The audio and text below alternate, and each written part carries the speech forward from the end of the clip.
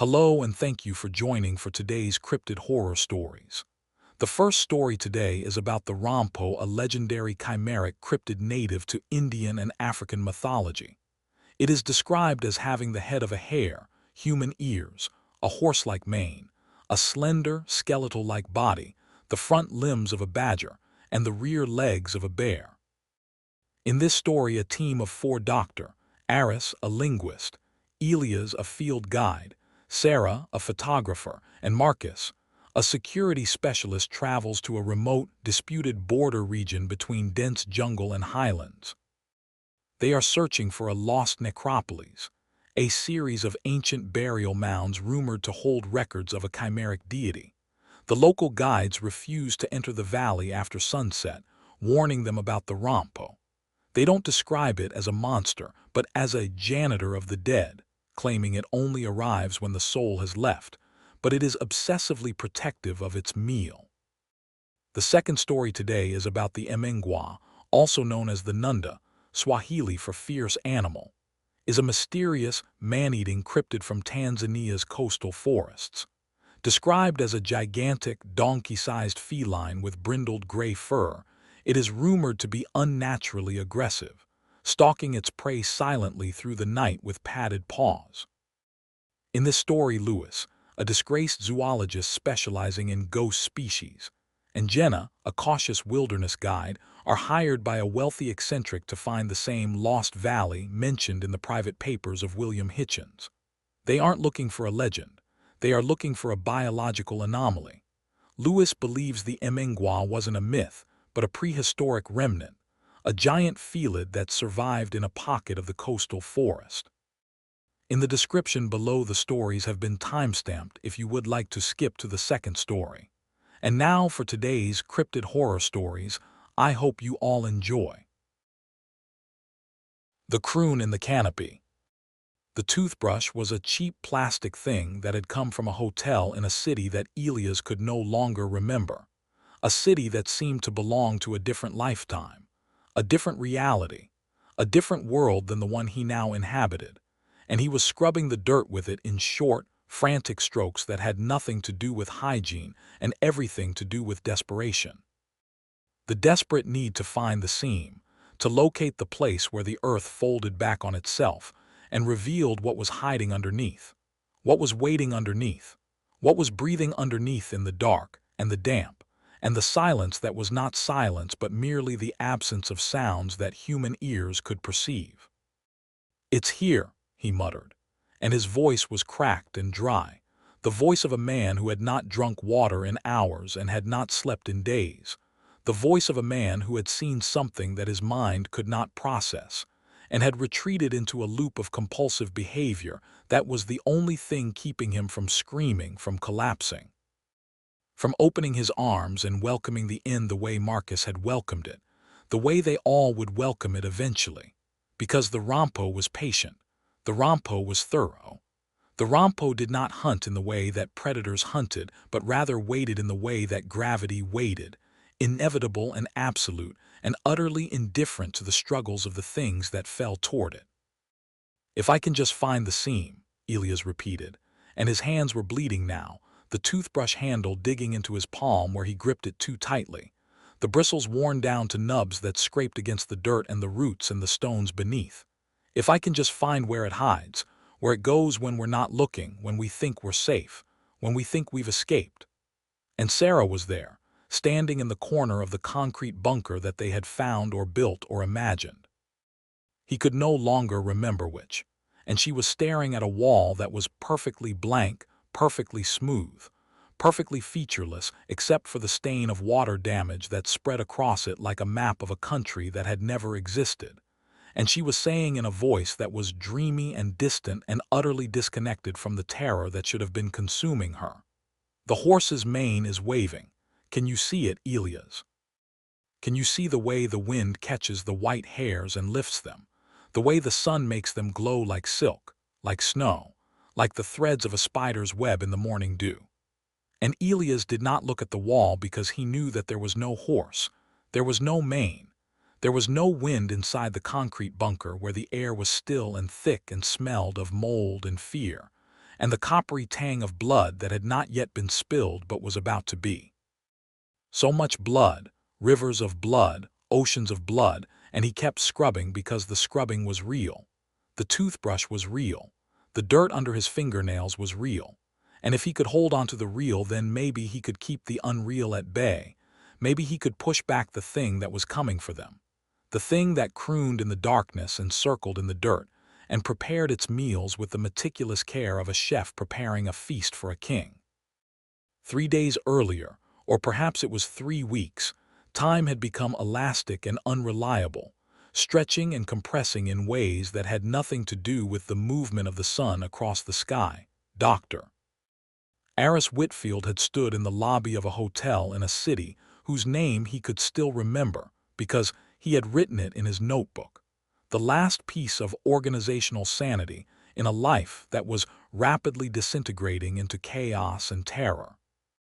And he had looked at his team with the expression of professional confidence that he had learned to wear like a mask that concealed the doubt and the fear and the growing certainty that this expedition was a mistake, that the lost Necropolis was not a place but a promise, not a destination but a trap, and that the local guides who had refused to enter the valley after sunset had known something that the scientists and the financiers and the security experts did not know, something that could not be expressed in the language of academic papers or grant proposals or risk assessments, something that existed in the space between words, in the silence after the warning, in the look in the eyes of men who had seen what happened when the soul left the body and the janitor of the dead arrived to clean up the remains. Aris was a linguist by training, a specialist in dead languages and lost scripts, a man who had spent his career decoding the messages of civilizations that had vanished from the earth thousands of years before his birth. And he had been drawn to this expedition by the promise of a discovery that would rewrite the history of human religion, the discovery of a chimeric deity that had been worshipped in a region so remote and so disputed that no archaeologist had ever successfully reached it, let alone excavated it.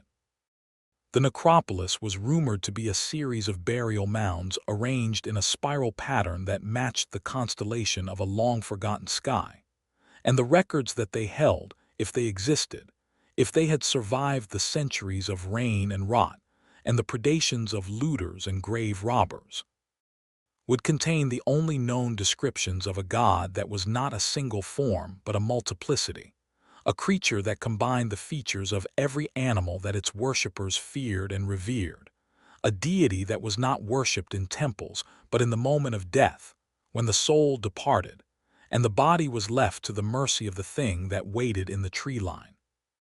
The team was small, 4 people plus the local guides who would abandon them at the valley's edge, and each member had been selected for a specific expertise that was supposed to complement the others, creating a whole that was greater than the sum of its parts, a unit that could handle any challenge that the jungle and the highlands and the disputed border region could throw at them. There was Elias, the field guide, a man in his 40s with the weathered face of someone who had spent decades in the wilderness, whose knowledge of terrain and weather and survival was supposed to keep them alive in conditions that would kill anyone less prepared, anyone less experienced, anyone less hardened by the constant proximity to a natural world that was indifferent to human survival. There was Sarah, the photographer, a woman in her 30s with quick hands and quicker eyes, whose job was to document the expedition, to capture the images that would prove the discoveries and illustrate the papers and secure the funding for future expeditions, whose camera was supposed to be her shield against the dangers of the unknown, the objective lens that would keep her safely separated from the things she photographed. There was Marcus, the security specialist, a former soldier in his late 20s with the physique of a weightlifter and the instincts of a predator, whose weapons and training were supposed to protect them from the human threats that might emerge in a disputed border region, the bandits and the smugglers, and the militias that used the remote jungle as a highway for their illegal trades. And there was Aris himself, the linguist, the scholar, The man who had convinced the three wealthy financiers to fund this expedition with promises of academic glory and historical significance, and the kind of discovery that made careers and established reputations, and filled museums with artifacts that people would travel from across the world to see. The financiers had not come themselves, of course, because wealthy men did not subject themselves to the discomforts of jungle trekking and insect bites and dysentery. But they had sent their representatives, three men in expensive outdoor gear who had insisted on joining the expedition despite having no relevant skills, who had been left at the base camp when the guides refused to proceed, who were probably still there now, waiting for a radio call that would never come, drinking imported whiskey and playing cards and wondering why the team had not returned. Aris had not thought about them in days, had not thought about the world beyond the valley in days, because the valley had become the world, the jungle had become the universe, and everything that existed outside its boundaries had faded into irrelevance, into memory, into the kind of vague nostalgia that one felt for dreams upon waking, the sense that something important had happened somewhere else, but the details were lost in the transition from sleep to consciousness.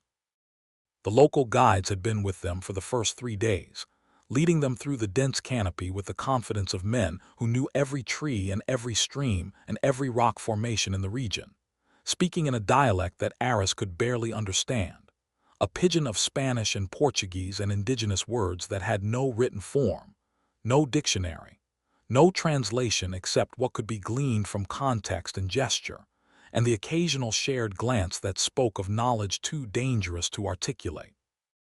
They had warned them. Oh, how they had warned them, not with words but with the way they moved, the way they looked at the tree line as the sun began to set, the way they gathered their packs and prepared to leave with a speed that suggested they were not merely uncomfortable but terrified, actually terrified. And when Aris had asked them what they were afraid of, what could possibly be dangerous enough to make experienced jungle guides abandon their clients in the middle of an expedition, the leader of the guides, an old man with cataracts and hands that shook when he was not holding his machete, had looked at him with eyes that seemed to see something beyond Aris's face, beyond his body, beyond the physical shell that contained his thoughts and fears and ambitions, and had said in a voice that was barely above a whisper, "El Rompo.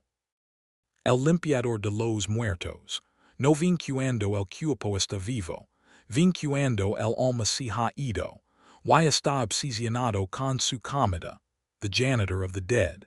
It doesn't come when the body is alive, it comes when the soul has left, and it is obsessively protective of its meal.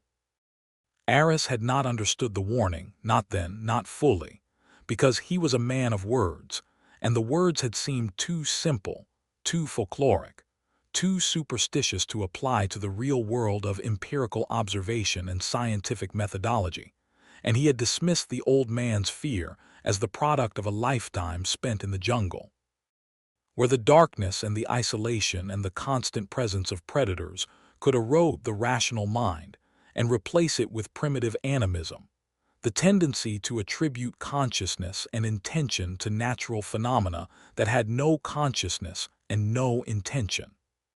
He had thanked the guides for their service and paid them their agreed-upon fee, and watched them disappear into the canopy with a speed that was almost supernatural, their bodies swallowed by the vegetation in seconds, as though the jungle itself were conspiring to remove them from the scene, to erase the evidence of their existence, to leave the 4 outsiders alone in the valley with whatever it was that the guides had been so desperate to avoid.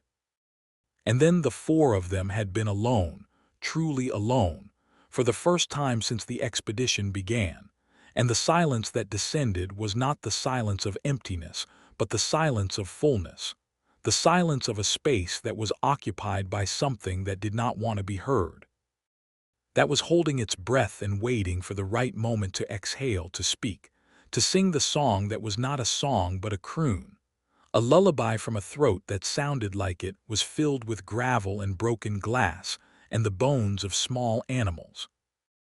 The first 2 days alone had been productive, almost idyllic. the kind of jungle exploration that Aris had dreamed about since he was a graduate student poring over maps and satellite images, and wondering what secrets lay hidden in the green swathes of unexplored territory.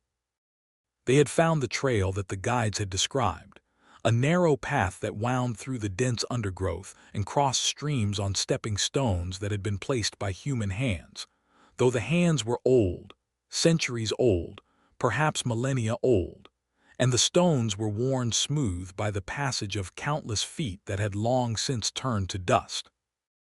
They had found the first markers, carved stones that stood at irregular intervals along the trail, each one bearing a symbol that Aris recognized from his research, the sign of the chimeric deity, a composite figure that combined the head of a hare, the claws of a badger, the paws of a bear, and the body of something that was not any known animal, but was rather a suggestion of animalness itself. A pure distillate of predatory form that existed not in nature, but in the nightmares of the people who had carved these stones, and placed them here as warnings or invitations, or perhaps both, because the boundary between warning and invitation was not always clear, not in matters of religion, not in matters of death, not in matters of the things that waited in the jungle for the souls to depart and the bodies to be left behind. Sarah had photographed the markers with a feverish intensity, her camera clicking and whirring in the humid air, and Marcus had scanned the tree line with his professional vigilance, his hand never far from the weapon that rode on his hip, and Elias had led them forward with the confidence of a man who knew the jungle, who trusted the jungle, who believed that the jungle was a place of danger but also a place of order, a place where the rules were harsh but consistent, where predators hunted prey and prey avoided predators, and the balance was maintained by the constant exchange of energy and life and death.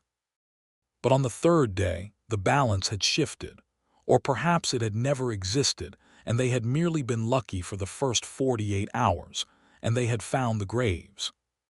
They were shallow, ancient things, barely more than depressions in the earth covered with flat stones that had been carved with the same chimeric symbol that marked the trail.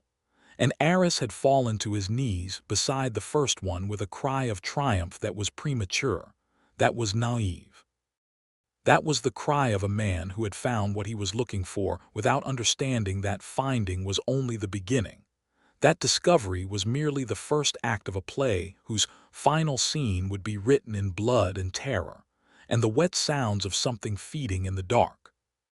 He had brushed away the dirt and the leaves and the accumulated debris of centuries, and he had found the bones, human bones, arranged in the concentric circles that matched the spiral pattern of the necropolis, and he had been reaching for his notebook, reaching for his tools, reaching for the implements of science that would allow him to date and classify and understand these remains, when Elias had grabbed his arm with a grip that was surprisingly strong, surprisingly urgent, and had said in a voice that was barely above a whisper, "Stop. Don't touch them. Something's wrong." And Aris had looked up from the bones and had seen what Elias had seen, what the others had not yet seen because they were still focused on the markers and the cameras and the professional tasks that kept them from noticing the details that did not fit. The anomalies that suggested this was not merely an archaeological site, but something else. Something active, something recent, something that smelled not of dust and decay, but of fresh blood and recent death, and the particular odor of human fear that was distinct from all other smells, a pheromonal signature that triggered ancient responses in the primitive parts of the brain. There were 5 graves in the cluster, 4 of them ancient, their contents reduced to bones and fragments of pottery and the corroded remains of metal ornaments that had once adorned the bodies of the dead. But the 5th grave was different. The 5th grave was fresh. The earth above it had been disturbed within the last few days. The stones that covered it had been moved recently, and when Elias used his machete to pry away the largest of the stones, they found the body beneath.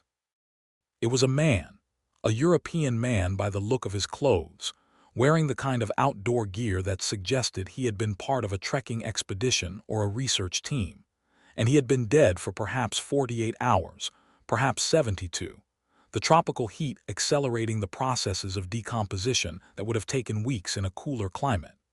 But decomposition was not what made Aris's stomach turn and his throat tighten and his vision blur at the edges. It was the way the body had been arranged, the way the limbs had been positioned, the way the head had been turned to face the east with a precision that suggested not the random collapse of a corpse but the deliberate placement of an object, a thing that had been prepared and positioned, and presented with the care of a curator arranging an exhibit in a museum. The man's clothes had been removed, folded neatly, and placed at the foot of the grave. His equipment had been arranged beside the clothes, the camera, the GPS, the satellite phone, all of them intact, all of them functional, all of them ignored by whatever had killed him. And the body itself had been cleaned, the dirt washed away, the blood drained, the skin scrubbed until it was pale and smooth and almost luminous in the filtered light of the canopy, as though the thing that had done this had been concerned not with consumption but with presentation, not with feeding but with display. "He's been prepared," Sarah whispered, and her voice was shaky, the professional detachment cracking to reveal the horror beneath. "Someone's prepared him, like a funeral director, like an undertaker, like someone who wanted him to look nice for whoever found him." "Not someone," Marcus said. And his voice was flat and hard, the voice of a soldier who had seen bodies before, who had seen what happened when human beings were reduced to objects, to evidence, to things that needed to be documented and photographed and filed away in reports that no one would read. Something did this. Something that doesn't eat right away, that takes its time, that likes its food. Arranged.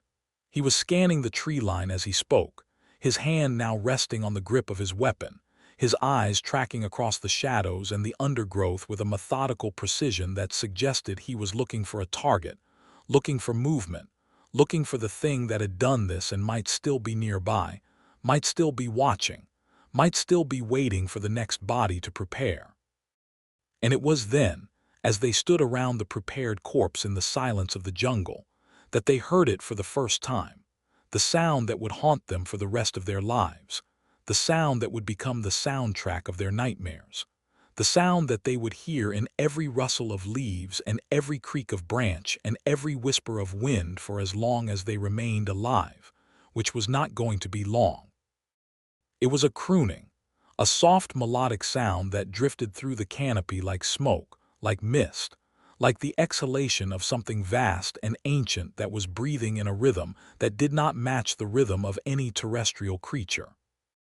It sounded like a lullaby, or what a lullaby might sound like if it had been composed by a mind that understood music, but did not understand comfort, a mind that had heard the sounds that mothers made to soothe their children, and had imitated them without comprehending the purpose, producing a melody that was beautiful and terrible in equal measure, a song that soothed and terrified simultaneously, that suggested both safety and danger, both rest and death, both the gentle embrace of sleep and the final embrace of the grave.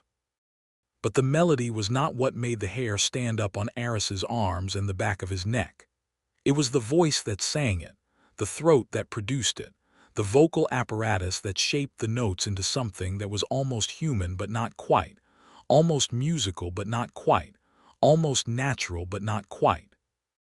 The voice sounded like it was filled with gravel, with stones, with the shards of broken pottery that crunched underfoot in the ancient graves, and each note was accompanied by a subsonic vibration that Aris felt in his sternum rather than heard with his ears, a rumble that suggested the singer was not merely vocalizing, but was using its entire body as a resonating chamber, turning itself into an instrument of sound that was designed not for communication, but for something else, something older, something that predated language and music, and all the civilized arts that human beings had invented to distance themselves from the primitive truth of predation and death. "What is that?" Sarah asked, and her voice was barely audible, overwhelmed by the crooning that seemed to grow louder even as she spoke, to fill the air with its gravelly melody until there was no space left for other sounds. No space left for thought. No space left for anything except the song and the singer and the terrible knowledge that they were not alone in the valley, that they had never been alone. That the jungle was not empty but was full, overflowing, saturated with a presence that had been watching them since the moment they entered, that had been following them since the first step they took on the trail, that had been waiting for them to find the graves so that it could reveal itself, so that it could begin the process that would end with all of them arranged and prepared and presented for the final act of the play. "We need to leave," Elias said, and his voice was urgent, commanding, the voice of a field guide who had heard that sound before or had heard stories of that sound, who knew what it meant and what was coming and what they needed to do if they wanted to survive, which was not guaranteed, which was not likely, which was perhaps not even possible, but which was the only option that did not involve lying down in the dirt and waiting for the end. "We need to leave now, right now. We need to get back to the vehicles and drive and not stop driving until we're in a city with lights and people and buildings that don't have trees growing through them." "We can't leave," Aris said, and even as he spoke he knew that he was making a mistake, that the academic obsession that had brought him here was now going to keep him here. That the need to understand, to document, to discover, was stronger than the need to survive, or perhaps was merely the rationalization that allowed him to ignore the survival instinct that was screaming at him to run, to flee, to abandon the research and the bones and the chimeric deity and save himself while he still could. This is the most important archaeological discovery of the century, maybe of the millennium. We can't just leave it, we can't abandon it to the jungle. We can't let the rain and the rot and the whatever that is destroy the evidence before we've had a chance to study it. "The evidence is going to be destroyed anyway," Marcus said, and his hand was on his weapon now, not resting but gripping, the knuckles white with tension. "Because whatever is making that sound is going to destroy us, and then it's going to destroy the evidence, and the only question is whether we die here in the dirt or whether we die in the vehicles trying to escape. And personally, I'd rather die in the vehicles because at least I'll have a steering wheel to hold onto while I'm being eaten." The crooning stopped, cut off so abruptly that the silence that followed was almost painful, a ringing absence of sound that seemed to pulse with the afterimage of the melody. And in that silence they heard something else, something that was not singing but was related to the singing. Something that moved through the undergrowth with a sound like dry leaves being crushed by something heavy, something deliberate, something that was circling them, assessing them, deciding which of them would be the first to be prepared, the first to be arranged, the first to be presented. They ran then, all four of them, abandoning the grave and the bones and the prepared corpse and the chimeric deity and everything that they had come to find, running through the jungle with a speed that was born of terror rather than training, crashing through undergrowth that tore at their clothes and their skin, leaping over streams that they could not see in the gathering darkness, following Elias because he was the one who knew the way, or claimed to know the way, or was at least running in a direction that suggested purpose rather than panic. And as they ran, they heard the crooning begin again, not from behind them where the grave was but from ahead of them, from the direction they were running, from the tree line that marked the edge of the clearing where they had established their camp. And Aris realized with a sickness that rose in his throat like bile that the thing was not chasing them, was not pursuing them through the jungle but was waiting for them, was already at the camp, was already in the place where they thought they would be safe, and that their flight was not an escape but a delivery of fresh prey to a predator that had already chosen its hunting ground and was merely waiting for the food to arrive. "It's at the camp," he gasped, and his voice was barely audible over the sound of his own breathing and the crashing of the undergrowth and the wet sounds of something moving through the vegetation nearby, something that was keeping pace with them effortlessly, something that did not need to run because it was already where it needed to be, already where it wanted to be, already waiting in the place where the fear was strongest and the prey was most vulnerable. They burst into the clearing and found it empty, or seemingly empty, the tents undisturbed, the fire pit cold, the equipment stacked where they had left it. But the emptiness was not reassuring, was not comforting, was not the emptiness of a place that was safe, but rather the emptiness of a place that had been prepared, that had been arranged, that had been made ready for an event that was about to occur, like a theater stage before the actors entered, like a dining table before the guests arrived, like a grave before the body was placed in it. And as they stood in the clearing, panting, trembling, their eyes scanning the tree line for movement, their ears straining for the crooning that had stopped the moment they entered the space, Sarah cried out and pointed toward the edge of the clearing, toward the place where the jungle began and the open space ended, and they saw what she had seen, what their eyes had been avoiding, what their minds had been refusing to process. There were tracks in the dirt, not human tracks, not animal tracks, but something that combined features of both, something that walked on 2 limbs in the front and 4 in the back, or perhaps on 4 limbs in the front and 2 in the back, the pattern shifting and changing as they watched, as though the thing that made them had not yet decided what shape it wanted to be, what form it wanted to take, what identity it wanted to project. The front tracks were badger claws, sharp and curved and deep, digging into the earth with a force that suggested rage, determination, obsession. The back tracks were bare paws, broad and flat and heavy, pressing into the soil with a weight that suggested mass, power, inevitability. And the tracks did not lead to the camp, did not approach from the jungle, but circled the camp in a perfect spiral, a widening spiral that began at the edge of the clearing and expanded outward with mathematical precision, each circuit slightly larger than the last, each circuit slightly closer to the tents, as though the thing were measuring the distance, calculating the angles, preparing the geometry of the hunt.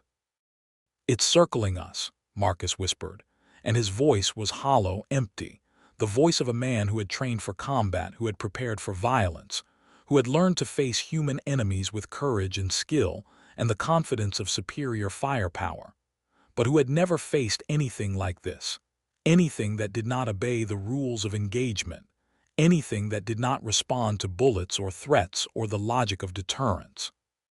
"It's been circling us since we got here, maybe before we got here, maybe since the guides left, maybe since the moment we entered the valley. It's been watching us, learning us, planning for us, and now it's ready, now it's time, now the circle is almost closed." Aris looked at the tracks and felt his understanding of reality begin to slip, because the spiral was not merely a pattern in the dirt but was a message, a communication, a declaration of intent that was written in the language of geometry rather than words. And he understood that the thing that had made these tracks was not merely a predator, but was an artist, a sculptor, a creator of patterns that had meaning beyond their immediate function, meaning that spoke to something in the human mind that recognized order and purpose and the terrible beauty of the inevitable. The spiral was the symbol of the necropolis, the same spiral that the burial mounds formed, the same spiral that the constellation formed in the sky, and the thing that was hunting them was not merely killing for food, but was performing a ritual, reenacting a ceremony, participating in a cosmic drama that had been playing out in this valley for centuries, for millennia, for as long as there had been human beings to die and things to clean up after them. Night fell with a speed that was not natural, that suggested the jungle was conspiring with the darkness to shorten the day, to hasten the arrival of the time when the thing that crooned in the canopy could move freely, could hunt openly, could claim the prey that it had been circling and studying and preparing. They built a fire, not because they thought it would keep the thing away, but because the light was better than the dark, because the warmth was better than the cold, because the ritual of building a fire was something that human beings had done for 100,000 years, and the familiarity of the act was the only comfort available in a world that had suddenly become alien and hostile and wrong.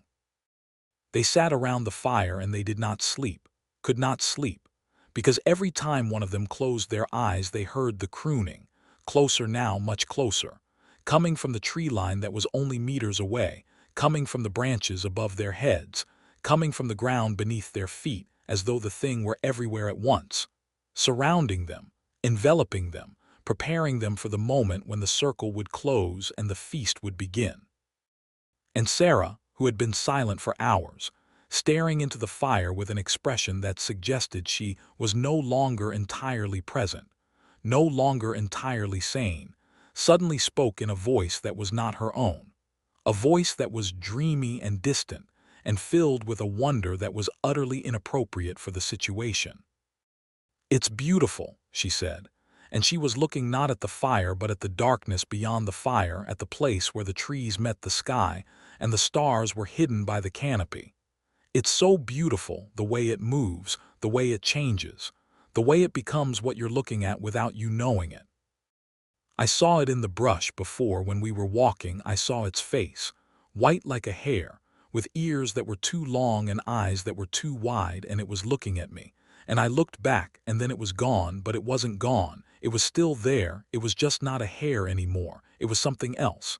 Something that matched the leaves, matched the shadows, matched the negative space between the branches where there was nothing but darkness and the suggestion of something that had just moved out of sight." Aris reached out and took her hand, feeling how cold it was, how rigid, how distant from the warmth of the fire and the warmth of human contact.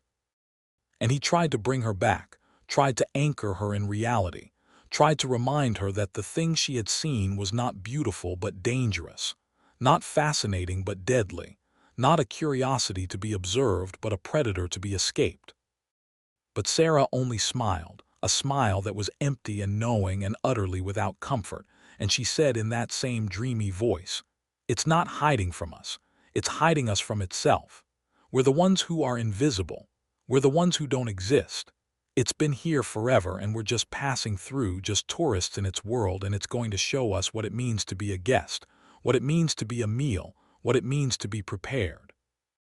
And in the darkness beyond the fire, beyond the clearing, beyond the spiral of tracks that circled their camp like the rings of a tree that measured the passage of years in circles of growth and decay, the crooning began again, closer now. So close that Aris could feel the vibration in his chest, could feel the gravelly melody resonating in his bones, could feel the subsonic undertone that accompanied each note pressing against his eardrums with a pressure that was not painful but was insistent, demanding, hypnotic. The sound seemed to come from everywhere and nowhere, from the canopy above and the undergrowth below and the air itself, as though the jungle were singing, as though the trees were vocalizing, as though the earth were producing a lullaby that was not meant to soothe but to sedate, to paralyze, to prepare the listener for something that required stillness, required compliance, required the surrender of will and the acceptance of a fate that could not be avoided. Marcus stood up, his weapon raised, his eyes scanning the darkness with a desperation that suggested he knew the search was futile, that he knew the thing could not be seen until it wanted to be seen, could not be targeted until it wanted to be targeted, could not be fought until it wanted to be fought, and he fired 3 times into the tree line. The muzzle flashes illuminating the leaves and branches for fractions of a second, revealing nothing, absolutely nothing, no shape, no shadow, no form that could be identified as the source of the crooning. And then the darkness swallowed the light, and the crooning continued uninterrupted, unhurried, unconcerned by the display of human violence that was as irrelevant to it as the buzzing of a mosquito was to a human being. "Save your ammunition," Elias said, and his voice was flat, resigned, the voice of a man who had accepted the inevitable and was now merely waiting for it to arrive. "You're going to need it later, if there's a later. If there's anything after this except the preparation and the arrangement and the final moment when the circle closes, and there's nothing left but the sound of something feeding in the dark." They sat by the fire and they listened to the crooning, and none of them slept, and when the first gray light of dawn began to filter through the canopy, the sound stopped, cut off with the same abruptness that had marked its previous cessation, and in the silence that followed they heard something that was almost worse than the crooning, something that was the absence of crooning, the emptiness where the sound had been, the knowledge that the thing was still there, still waiting, still circling, but was now silent, now hidden, now preparing for the moment when the light would fade and the darkness would return and the hunt would begin in earnest.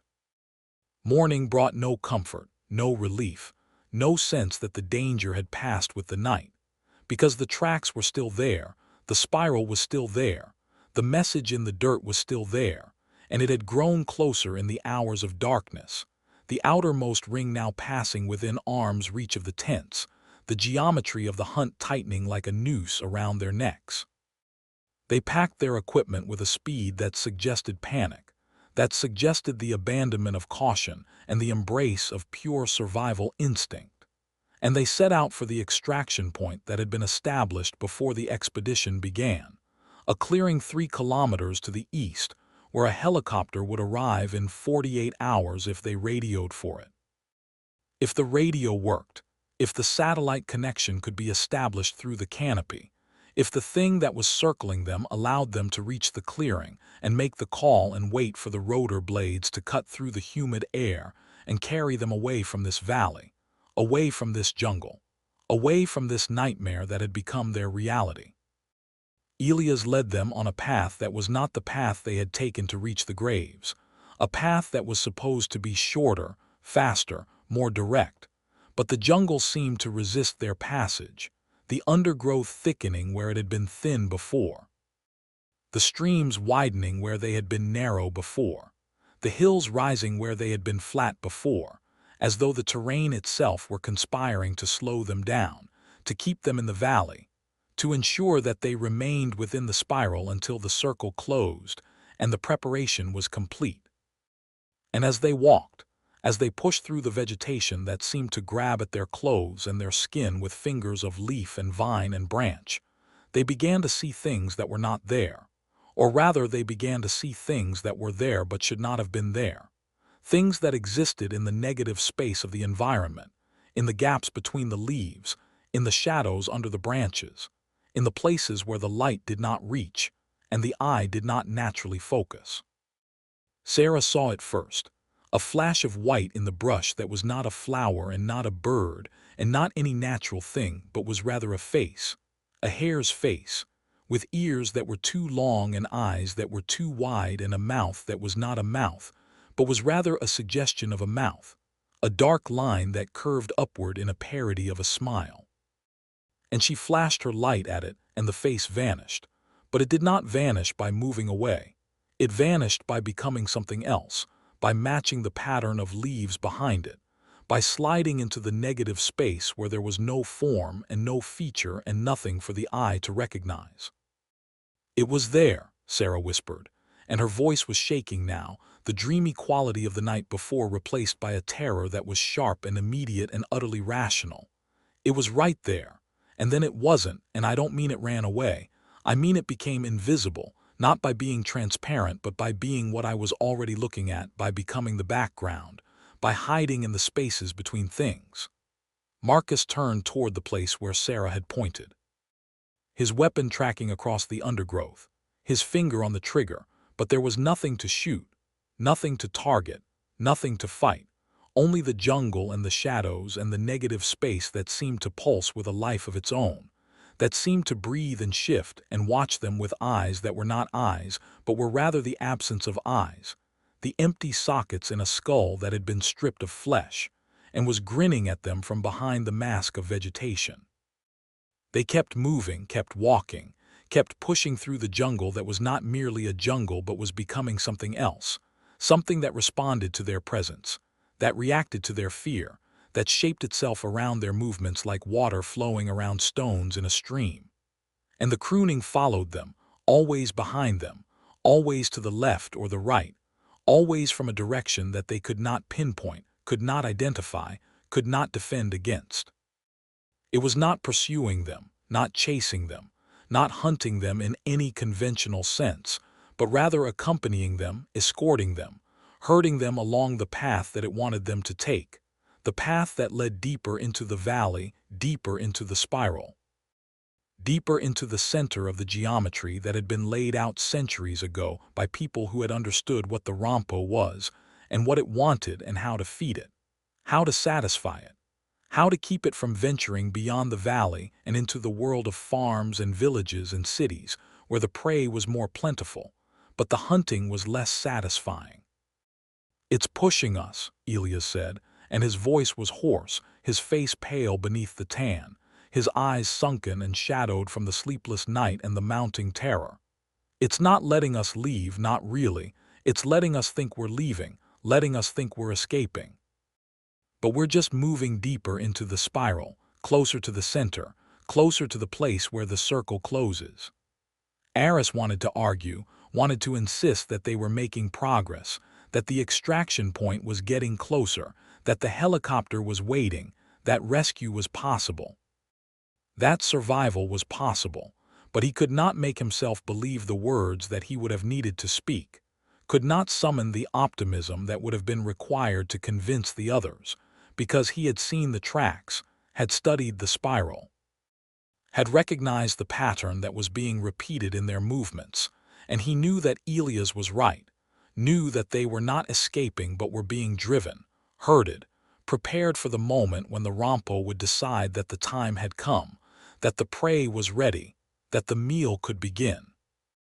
And then they found the second body, or rather the second body found them, because it was not where they were looking but where they were not looking, hanging from a branch above the path, in a position that suggested it had been placed there deliberately, carefully, with the same attention to detail that had marked the preparation of the first body in the grave. It was a woman, a European woman, wearing the same kind of outdoor gear as the man in the grave, and she had been cleaned and arranged and presented in a way that made her look almost peaceful, almost sleeping, except for the way her head lolled at an angle that suggested the neck had been broken, and the way her limbs hung in positions that suggested the joints had been dislocated, and the way her eyes were open and staring with an expression that suggested she had seen something so terrible that the terror had been frozen into her face by the moment of death, captured and preserved like a photograph of an emotion that could not be experienced and survived.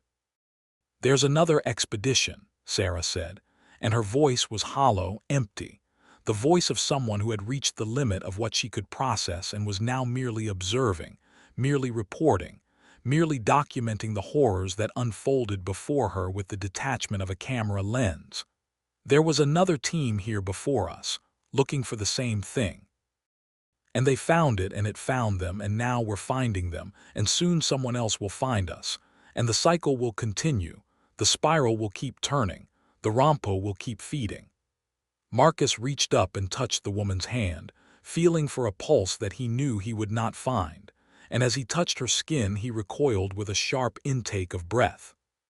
Because the skin was cold, not merely cold like a corpse that had been dead for hours, but cold like something that had been refrigerated, like something that had been stored, like something that had been kept fresh for a later meal, preserved in a state of readiness that suggested the Rompo did not eat immediately, but rather saved its food, stocked its larder, maintained a pantry of prepared corpses that it could consume at its leisure, one by one, over days or weeks or months, savoring each one with the patience of a creature that did not experience hunger in the way that animals experienced hunger, but rather experienced it as an aesthetic preference, a choice rather than a necessity. They left the body hanging there, because they could not take it with them and they could not bury it and they could not do anything except acknowledge its existence and its meaning and its implication for their own survival, which was that they were not the first, would not be the last, and that the jungle was full of the prepared dead, the arranged dead, the presented dead, and that each one was a milestone on the path that led to their own preparation, their own arrangement, their own presentation.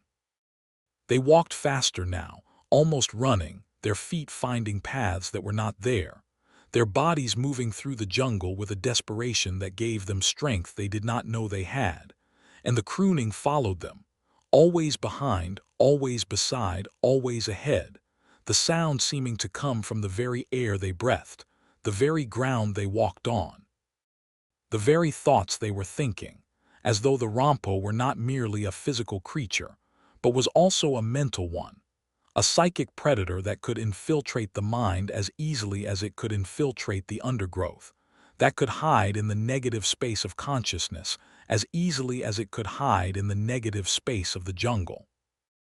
And Aris began to understand, began to see the pattern that connected the physical camouflage with the psychological camouflage, the way the creature blended into the environment by blending into the mind, by becoming what the observer expected to see, what the observer wanted to see, what the observer feared to see, and then withdrawing into the spaces between those expectations, those wants, those fears, until it was invisible not because it could not be seen, but because it could not be perceived, because the mind refused to process the information that the eyes were providing, because the consciousness recoiled from the reality of what was standing in front of it and retreated into safer delusions, into comforting hallucinations, into the dreamlike state that Sarah had experienced when she saw the horse's mane waving in the wind inside the concrete bunker.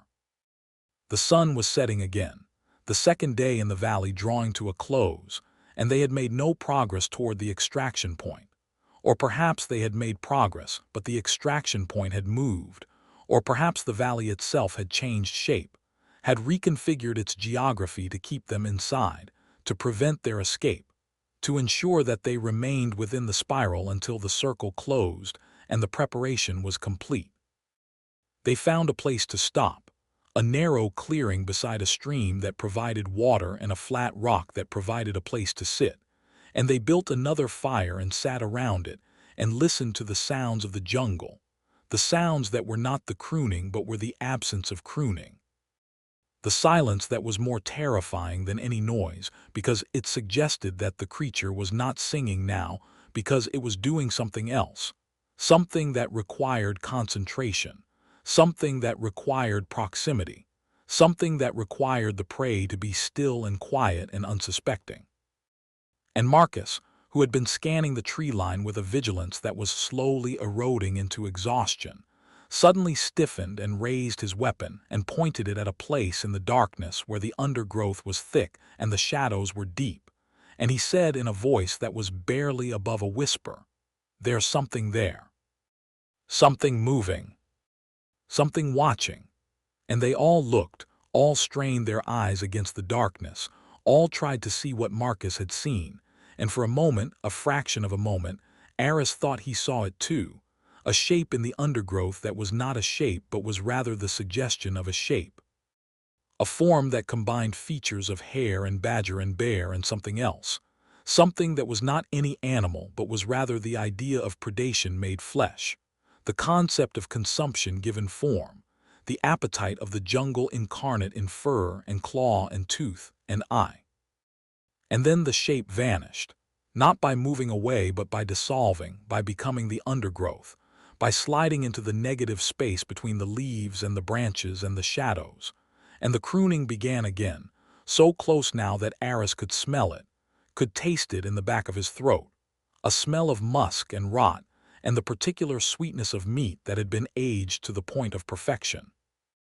And he knew that the Rompo was near, knew that it was preparing, knew that the circle was almost closed, and that when it closed, there would be no escape, no survival, no continuation, only the preparation and the arrangement and the final moment when the crooning stopped and the feeding began.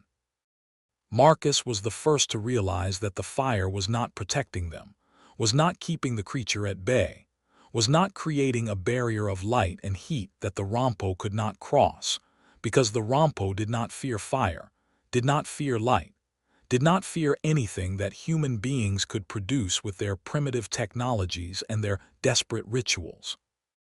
He saw it in the way the flames seemed to bend around the edges of the clearing, in the way the shadows seemed to pool in places where there should have been illumination, in the way the smoke rose in patterns that suggested the air itself was being shaped by something that was standing just beyond the ring of light, something that was studying the fire the way a chef studies a stove, understanding its properties, its limitations, its potential uses in the preparation of the meal that was to come.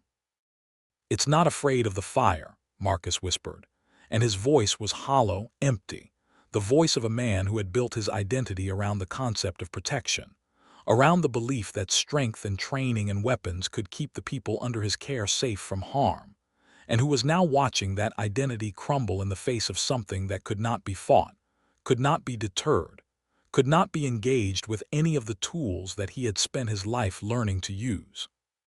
It doesn't care about the fire, it doesn't care about the guns, it doesn't care about anything we can do. We're not enemies to it, we're not threats, we're just food. And the fire is just part of the kitchen. He stood up slowly, his weapon hanging loose in his hand, and he walked toward the edge of the clearing, toward the place where the spiral of tracks was closest to the fire, and he stood there with his back to the flames and his face to the darkness, and he said in a voice that was louder now, that was almost challenging, almost defiant, "I see you. I know you're there, I know you're watching, and I'm not going to run, I'm not going to hide. If you want me, come and get me." The others watched him in silence, too terrified to speak, too paralyzed to act, and Aris felt a surge of admiration for Marcus's courage, for his refusal to die cowering, for his determination to face the thing that was hunting them even though facing it meant death, even though courage in the face of the Rompo was as meaningless as courage in the face of gravity, as futile as defiance in the face of time. But the Rompo did not come, did not emerge from the darkness, did not accept Marcus's challenge, because the Rompo was not interested in courage, was not interested in defiance, was not interested in the aesthetic of confrontation that human beings valued so highly. The Rompo was interested in fear, in the particular quality of terror that preceded death, in the chemical signature of adrenaline and cortisol, and the pheromones of panic that human bodies produced when they knew, truly knew, that they were about to die. And Marcus, standing at the edge of the clearing with his weapon raised and his voice strong, was not producing those chemicals, was not emitting those signals, was not generating the fear that the Rompo fed upon, because his courage, his defiance, his determination to face death on his own terms had short-circuited the fear response, had replaced terror with resolve, had made him temporarily unpalatable, temporarily uninteresting, temporarily invisible to the predator that hunted not by sight or smell or sound, but by the electromagnetic signature of human dread. So the Rompo waited and watched and circled and allowed Marcus to stand there in his courage until the courage began to erode, until the resolve began to crumble, until the realization that the creature was not coming, was not accepting his challenge, was not engaging with him on any level that he could understand, began to seep into his consciousness and replace defiance with confusion, confusion with doubt, doubt with fear. And when the fear finally came, when it rose in Marcus's chest like a tide and spilled out of him in a gasp that was not quite a scream but was closer to a whimper, the Rompo moved, not from the darkness in front of him but from the darkness behind him, from the place where the fire's light was brightest and the shadows were deepest, from the negative space that existed between the flames and the eyes that watched them. It did not roar, did not scream, did not announce its presence with any sound that human ears could detect, but rather emitted a subsonic vibration that bypassed the eardrums and went directly into the nervous system, paralyzing Marcus before he could turn, before he could fire, before he could do anything except stand there with his weapon hanging useless at his side, and his eyes wide with a terror that was absolute and complete and utterly beyond his control. And then the crooning began, not from the tree line but from directly behind Marcus's ear, so close that he could feel the breath that produced it, could feel the vibration of the gravelly larynx against the hairs on the back of his neck, could feel the presence of something that was not human and not animal, but was rather a category of being that had no name in any human language, that existed in the spaces between the words that tried to describe it. The crooning was soft and melodic and utterly hypnotic, a lullaby that was not meant to soothe but to sedate, to immobilize, to prepare the prey for the process that was about to begin, and Marcus felt his muscles relax against his will, felt his weapon slip from fingers that could no longer grip, felt his knees buckle and his body sink to the ground in a kneeling position that was not of his choosing, that was imposed upon him by the sonic pressure of the crooning, by the paralytic frequency of the vibration, by the will of the predator that had decided it was time to feed, time to prepare, time to arrange the next course of its endless meal. The others watched in horror as Marcus was immobilized, as he knelt in the dirt with his head bowed and his body slack and his breathing shallow and regular, as though he were sleeping or meditating, or had simply surrendered to a fate that he could not avoid and had chosen to meet with a passivity that was not courage, but was rather the opposite of courage. The complete abdication of will that the Rompo demanded from its prey, the state of helplessness that was the essential ingredient in the recipe of fear that it consumed. And then the creature began to prepare him, began to arrange him, began to treat his living body with the same meticulous care that it had applied to the dead bodies in the graves and hanging from the branches. And the horror of this was worse than any killing, worse than any violence, worse than any immediate death could have been, because Marcus was conscious, was aware, was feeling every touch, every movement, every adjustment that the creature made to his body, and he could not resist, could not struggle, could not even scream, because the paralysis had taken his voice as well as his muscles, had reduced him to a passenger in his own body, a witness to his own preparation, a spectator at the event that would culminate in his death. The Rompo stripped his gear first, removing his weapon and his belt, and his pack with claws that were badger-sharp and bear-strong, placing each item neatly beside him in the dirt with a precision that suggested not malice but habit, not cruelty but custom. The routine of a creature that had done this many times before and would do it many times again, that had evolved or learned or been designed for this specific purpose, the preparation of the dead, the arrangement of the meal, the ritual that preceded the feeding.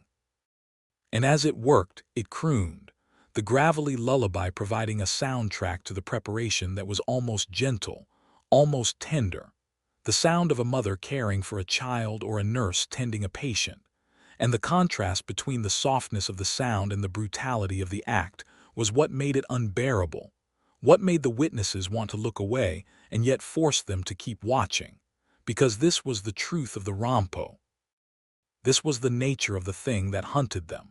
Not a monster that killed for pleasure but a janitor that cleaned for necessity, a creature that did not hate them or fear them or even particularly notice them as individuals, but merely saw them as raw material to be processed, as ingredients to be prepared, as the next items in an endless sequence of meals that stretched back through centuries and would continue forward through centuries more. Marcus's eyes were open, staring at the ground in front of him, and in those eyes Aris could see the terror that was building behind the paralysis, the knowledge that was growing in Marcus's mind even as his body remained immobile, the understanding that he was going to die, that he was going to be eaten, that he was going to be consumed by something that was currently removing his boots and placing them beside his pack, with a care that suggested the creature was concerned about keeping the equipment clean, about preserving the items that were not food for future use, or for other prey that might find them and be comforted by their familiarity, lulled into a false sense of security by the presence of human gear, in a place where human gear should not be. The Rompo worked methodically, stripping Marcus down to his skin, and then arranging his limbs in a position that was not natural, that suggested the creature had a specific aesthetic in mind, a specific presentation that it wanted to achieve. And when the preparation was complete, when Marcus was positioned exactly as the creature wanted him, the crooning stopped, cut off with an abruptness that was like a door closing, and in the silence that followed, Marcus's paralysis lifted, not gradually but instantly. His muscles returning to his control in a rush that should have allowed him to flee, to fight, to scream. But he did none of these things, because the creature was standing behind him, invisible and immense and patient, and he could feel its presence, could smell its musk and its rot and its age, could sense the weight of its attention pressing down on him like a physical force. And he knew that any movement, any sound, any attempt to escape would be met with a violence that would make the preparation seem merciful by comparison. So he knelt there, trembling, weeping, his body shaking with sobs that he could not suppress. And the Rompo let him weep, let him tremble, let him experience the full measure of his helplessness and his hopelessness and his absolute certainty that the end was coming, that there was nothing he could do to prevent it, that his life was measured now in seconds or minutes rather than years or decades, and that each second of anticipation was a gift that the creature was granting him, a bonus course in the meal that was his terror, an appetizer of dread that would make the main course of death all the more satisfying. And then, when the terror had reached its peak, when Marcus's sobs had become screams that he could no longer contain, when the fear had saturated the air around him with a chemical signature that was almost visible, almost tangible, almost edible, the Rompo struck. Not with claws but with something else, something that was not a weapon but was rather an extension of the creature's body, a limb or an appendage or a growth that had evolved for this specific purpose, the purpose of ending the preparation and beginning the consumption.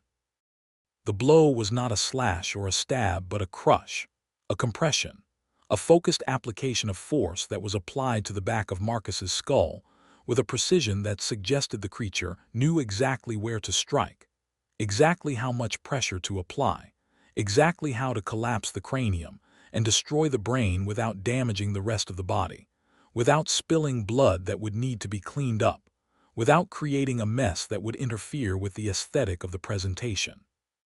The sound was wet and hollow, like a melon being dropped on pavement, and Marcus's body jerked once and then went limp, falling forward into the dirt with a boneless grace that suggested the spirit had left instantly, painlessly, mercifully, though whether the mercy was intentional or merely a byproduct of the creature's efficiency was impossible to know. And the Rompo stood over him for a moment, invisible and patient, and then it began to croon again, a different melody this time, not the lullaby of preparation but the song of satisfaction, the croon of completion, the gravelly celebration of a meal that had been properly arranged and was now ready to be consumed.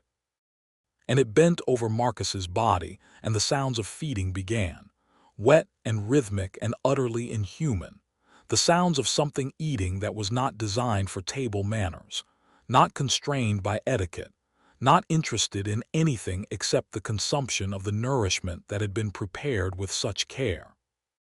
Aris, Sarah, and Elias ran while the creature was distracted by its meal, ran while the sounds of feeding masked the sounds of their flight, ran through the jungle with a desperation that bordered on madness, crashing through undergrowth that tore at their clothes and their skin, leaping over obstacles that they could not see in the darkness.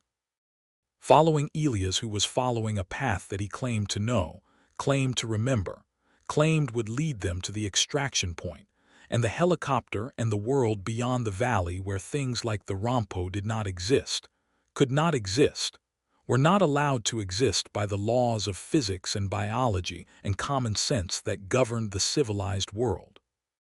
But the jungle seemed to conspire against them, the trees leaning in to block their path, the vines reaching out to tangle their feet, the roots rising from the ground to trip them and send them sprawling into the dirt where the smell of earth and rot and the distant scent of Marcus's blood mingled with the scent of their own fear, their own sweat, their own desperation.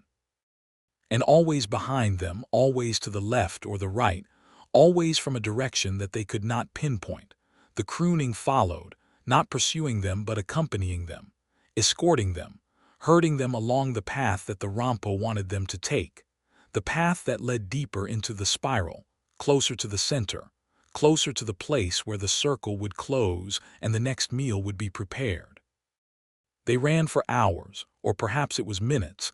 Time had become as unreliable as space, stretching and compressing in ways that had nothing to do with clocks or calendars or the movement of the sun across the sky.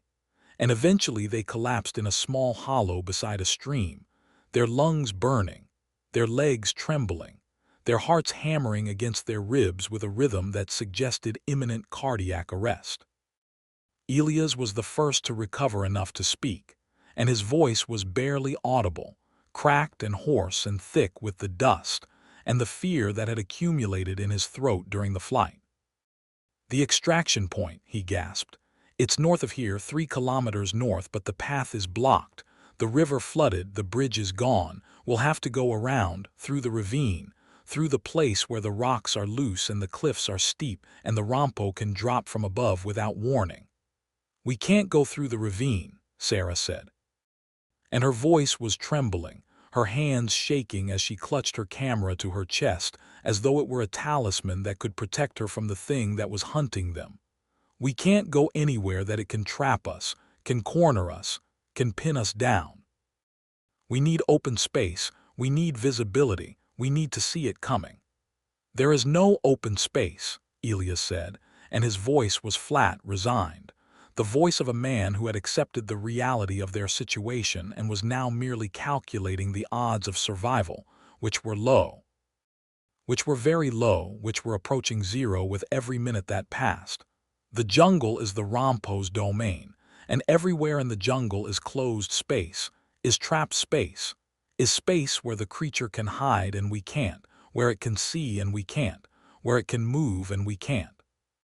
The ravine is dangerous, but it's the only way to reach the extraction point, and the extraction point is the only place where the helicopter can land, and the helicopter is the only way out of this valley before the Rompo finishes with Marcus and comes looking for the next course."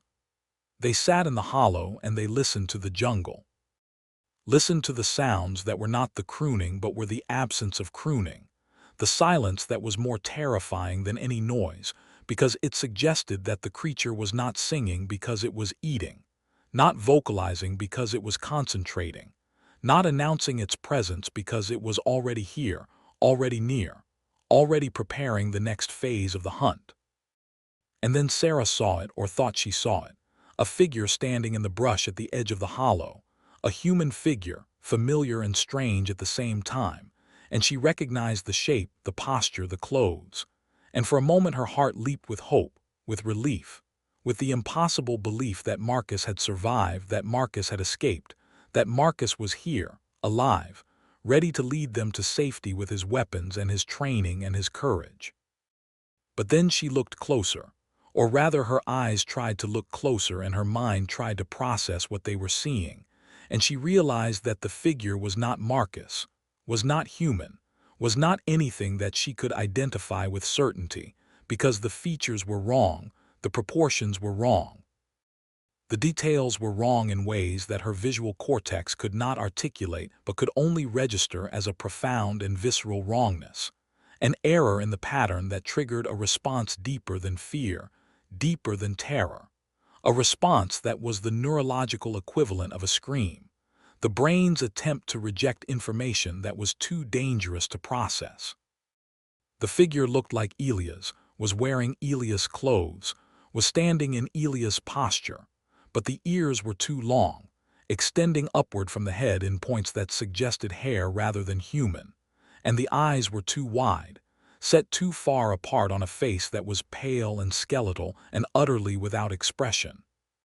And the skin was white, not the white of European complexion, but the white of bone, of marble, of something that had never been alive and had never been dead, but existed in a state between those categories that had no name in any language that Sarah knew.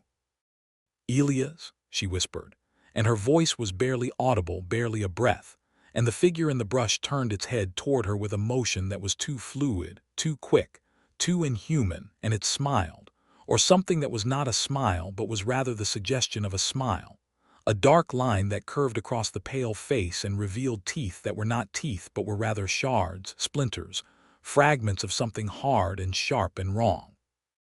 And then the real Elias stepped forward from behind a tree, and Sarah screamed because there were two of them, two Eliases, one real and one false, one human and one Rompo, and she could not tell which was which, could not distinguish between the authentic and the imitation, because the Rompo's mimicry was not merely visual but was total.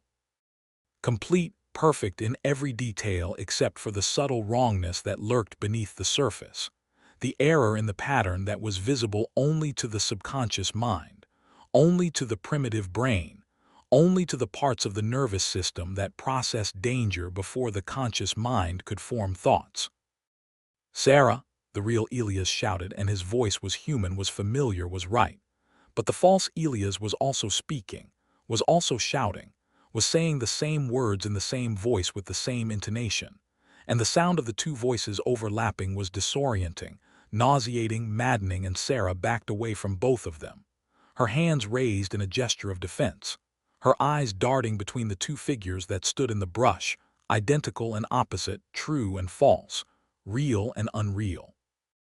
"Don't trust it," Aris said, and his voice was steady, controlled, the voice of a linguist who had spent his career distinguishing between authentic texts and forgeries, between original inscriptions and modern replicas, and who was applying the same analytical skills to the visual forgery that stood before them. The Rompo camouflages as the negative space, as the background, as the thing you're already looking at. It can become us, can mimic us, can wear our faces and our voices and our clothes, but it can't become us perfectly. There are always errors, always inconsistencies, always details that don't match. He was staring at the false Elias, studying it, analyzing it, and he saw the errors that Sarah had seen, the ears that were too long, the eyes that were too wide, the skin that was too pale. And he saw something else too, something that was visible only in the way the light fell on the creature's face, a shimmer, a distortion, a refraction that suggested the form was not solid but was rather a projection, a hologram, a shape that was being maintained by an effort of will or biology or something else that was not physical in any sense that Aris could understand. "The left hand," Aris said, and his voice was loud, commanding, cutting through the confusion and the terror. "Elias, show me your left hand." And the real Elias, understanding immediately, raised his left hand, and the false Elias raised its left hand too, but the movement was wrong, was too slow, was too deliberate, as though the creature were watching the real Elias and copying his movements with a lag that was barely perceptible but was there, was real, was the tell that exposed the forgery. "The ring," Aris continued. "Elias wears a ring on his left hand, a silver ring with a turquoise stone, a gift from his daughter. Show me the ring." And the real Elias looked down at his hand and his face fell, because he was not wearing the ring, had lost it days ago in the jungle, had not mentioned it to anyone because it seemed trivial in the face of the dangers they were facing. But the false Elias was already moving, was already lunging forward with a speed that was not human, was not animal, was not anything that existed in the natural world, its badger claws extended, and its bare paws reaching, and its hare mouth open in a croon that was not the lullaby of preparation, but was rather the scream of attack, the gravelly roar of a predator that had been discovered and was now committed to the kill. The real Elias threw himself backward, away from the claws that passed through the space where he had been standing with a force that would have disemboweled him, that would have torn his chest open and spilled his organs across the jungle floor. And Sarah was screaming, continuous high-pitched screams that were not words, but were rather the raw expression of terror that had bypassed language and thought, and was emerging directly from the primitive parts of her brain.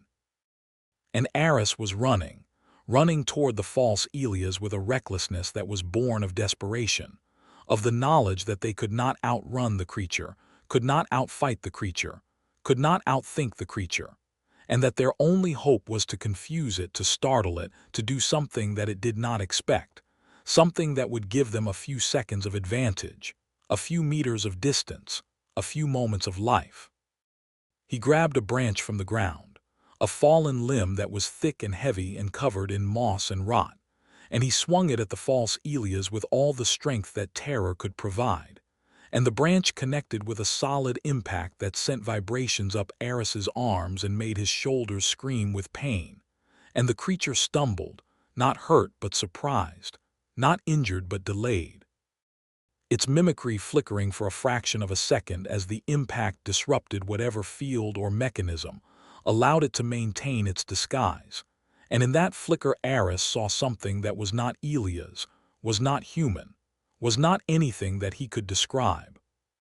A glimpse of the true form of the Rompo, or perhaps not the true form but merely another form, another disguise, another layer in the infinite regression of masks that the creature wore to conceal its essential nature, its essential emptiness, its essential hunger.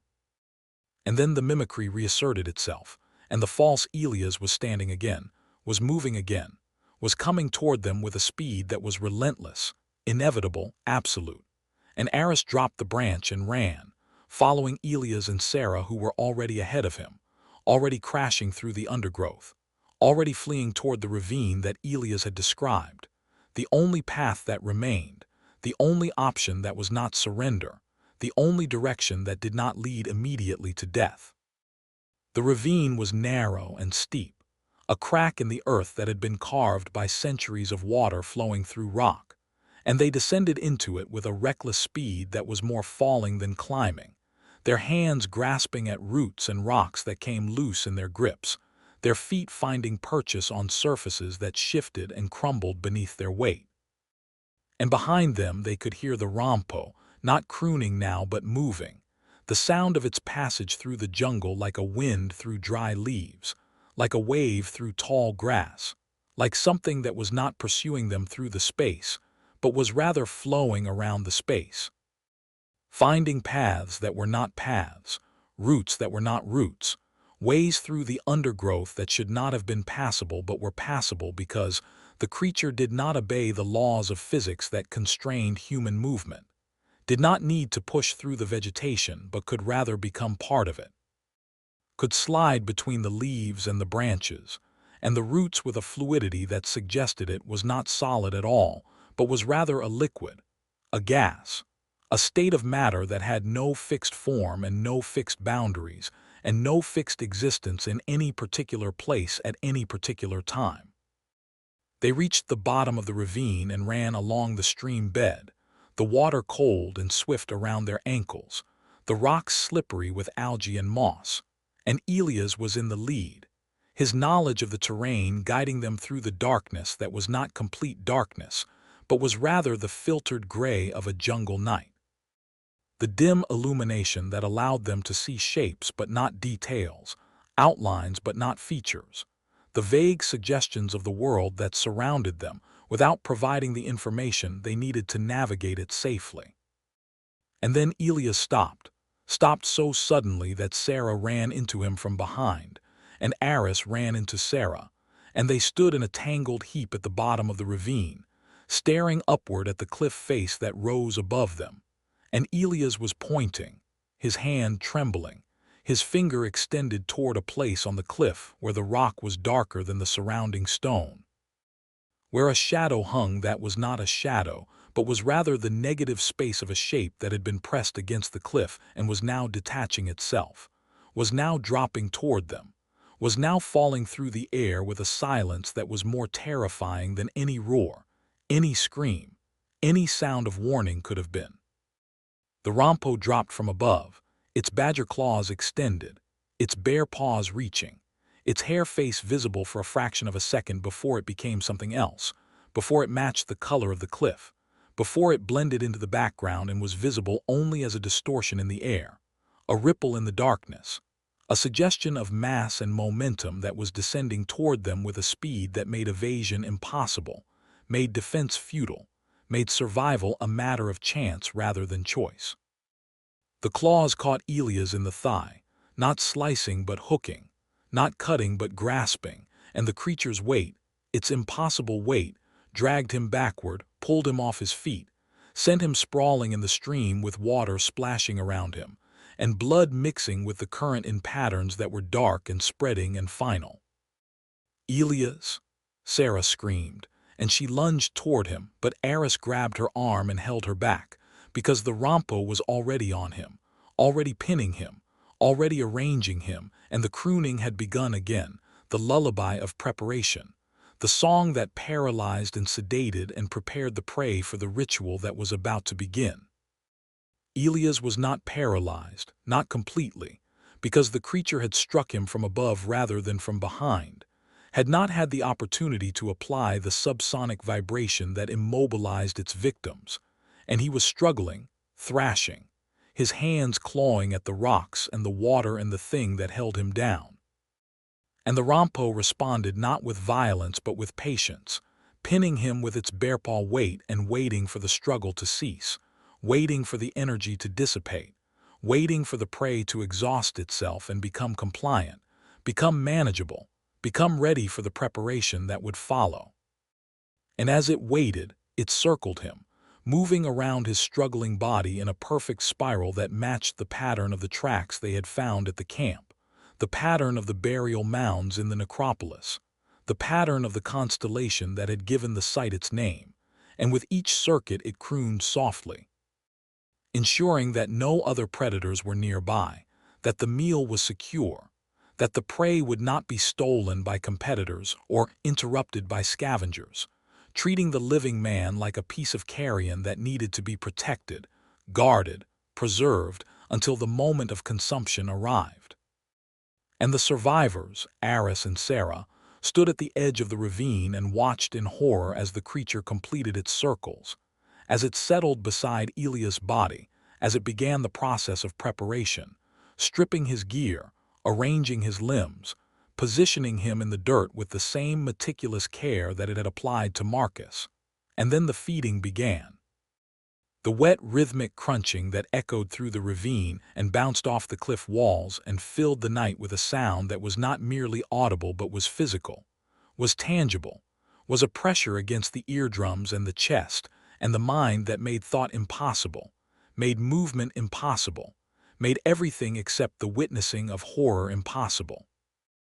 Aris pulled Sarah away, pulled her by the arm with a force that was brutal necessary, the only thing that could break the spell of the feeding, the only thing that could separate them from the spectacle that was consuming their friend, their guide, their last hope of escape, and they stumbled along the stream bed, away from the ravine, away from the creature, away from the sounds of chewing and swallowing and satisfaction that followed them like a shadow, like a weight, like a curse that could not be shaken. They walked until they could walk no more, until their legs gave out and their bodies collapsed against a rock wall that seemed to offer some protection, some shelter, some small measure of safety in a world that had become entirely unsafe, and they sat there in the darkness, holding each other, trembling, weeping.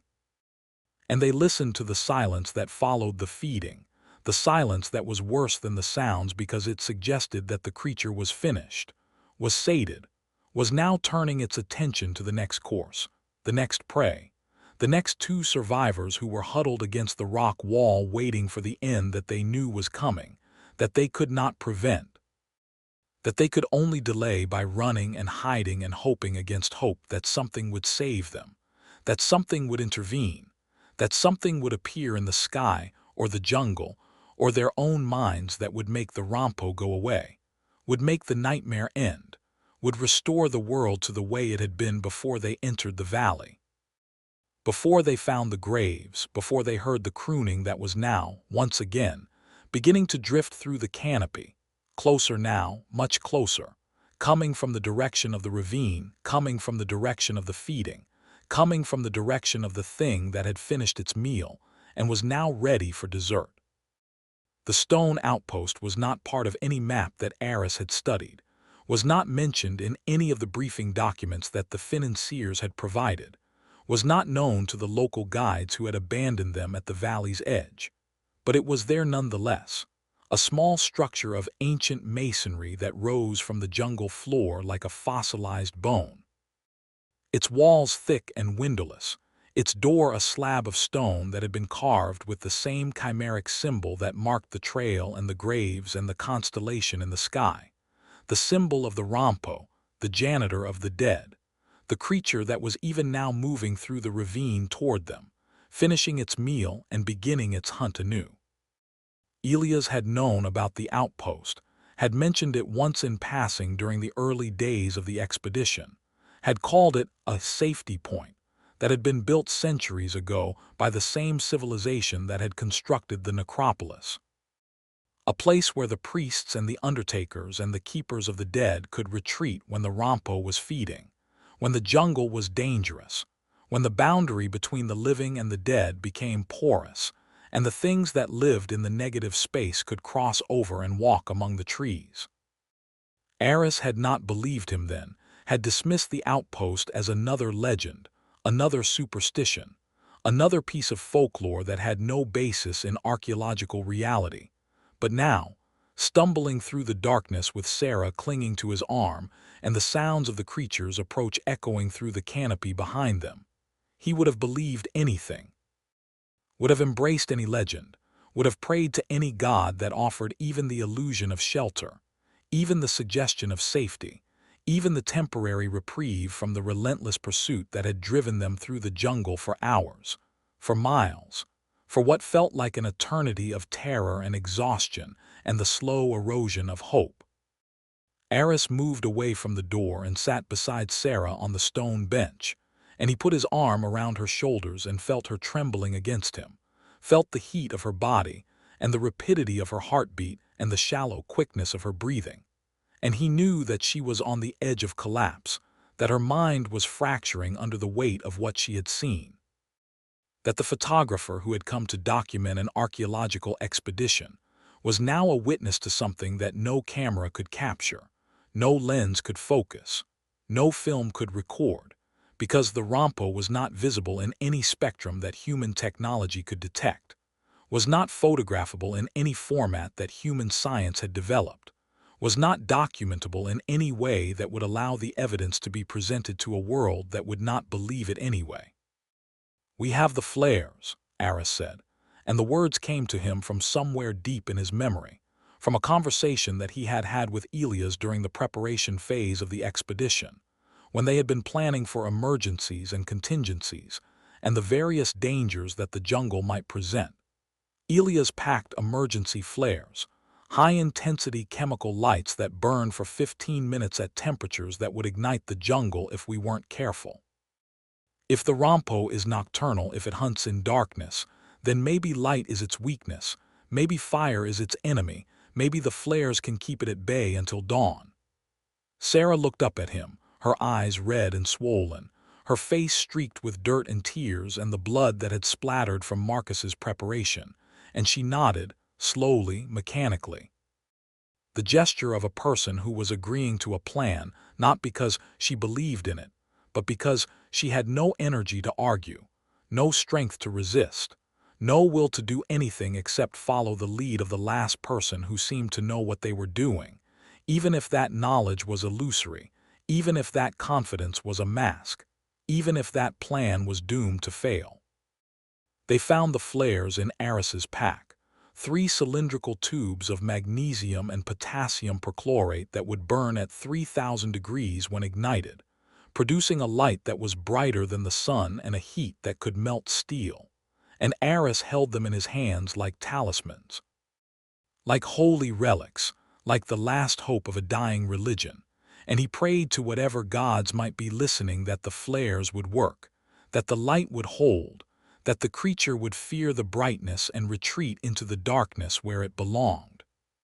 He moved to the door of the outpost and peered into the night, and he saw the jungle as it truly was, not a place of life and growth and natural beauty, but a place of darkness and hunger and ancient patience, the trees standing like sentinels around the clearing, their branches reaching toward the sky like the fingers of hands that were trying to grasp something that was forever out of reach.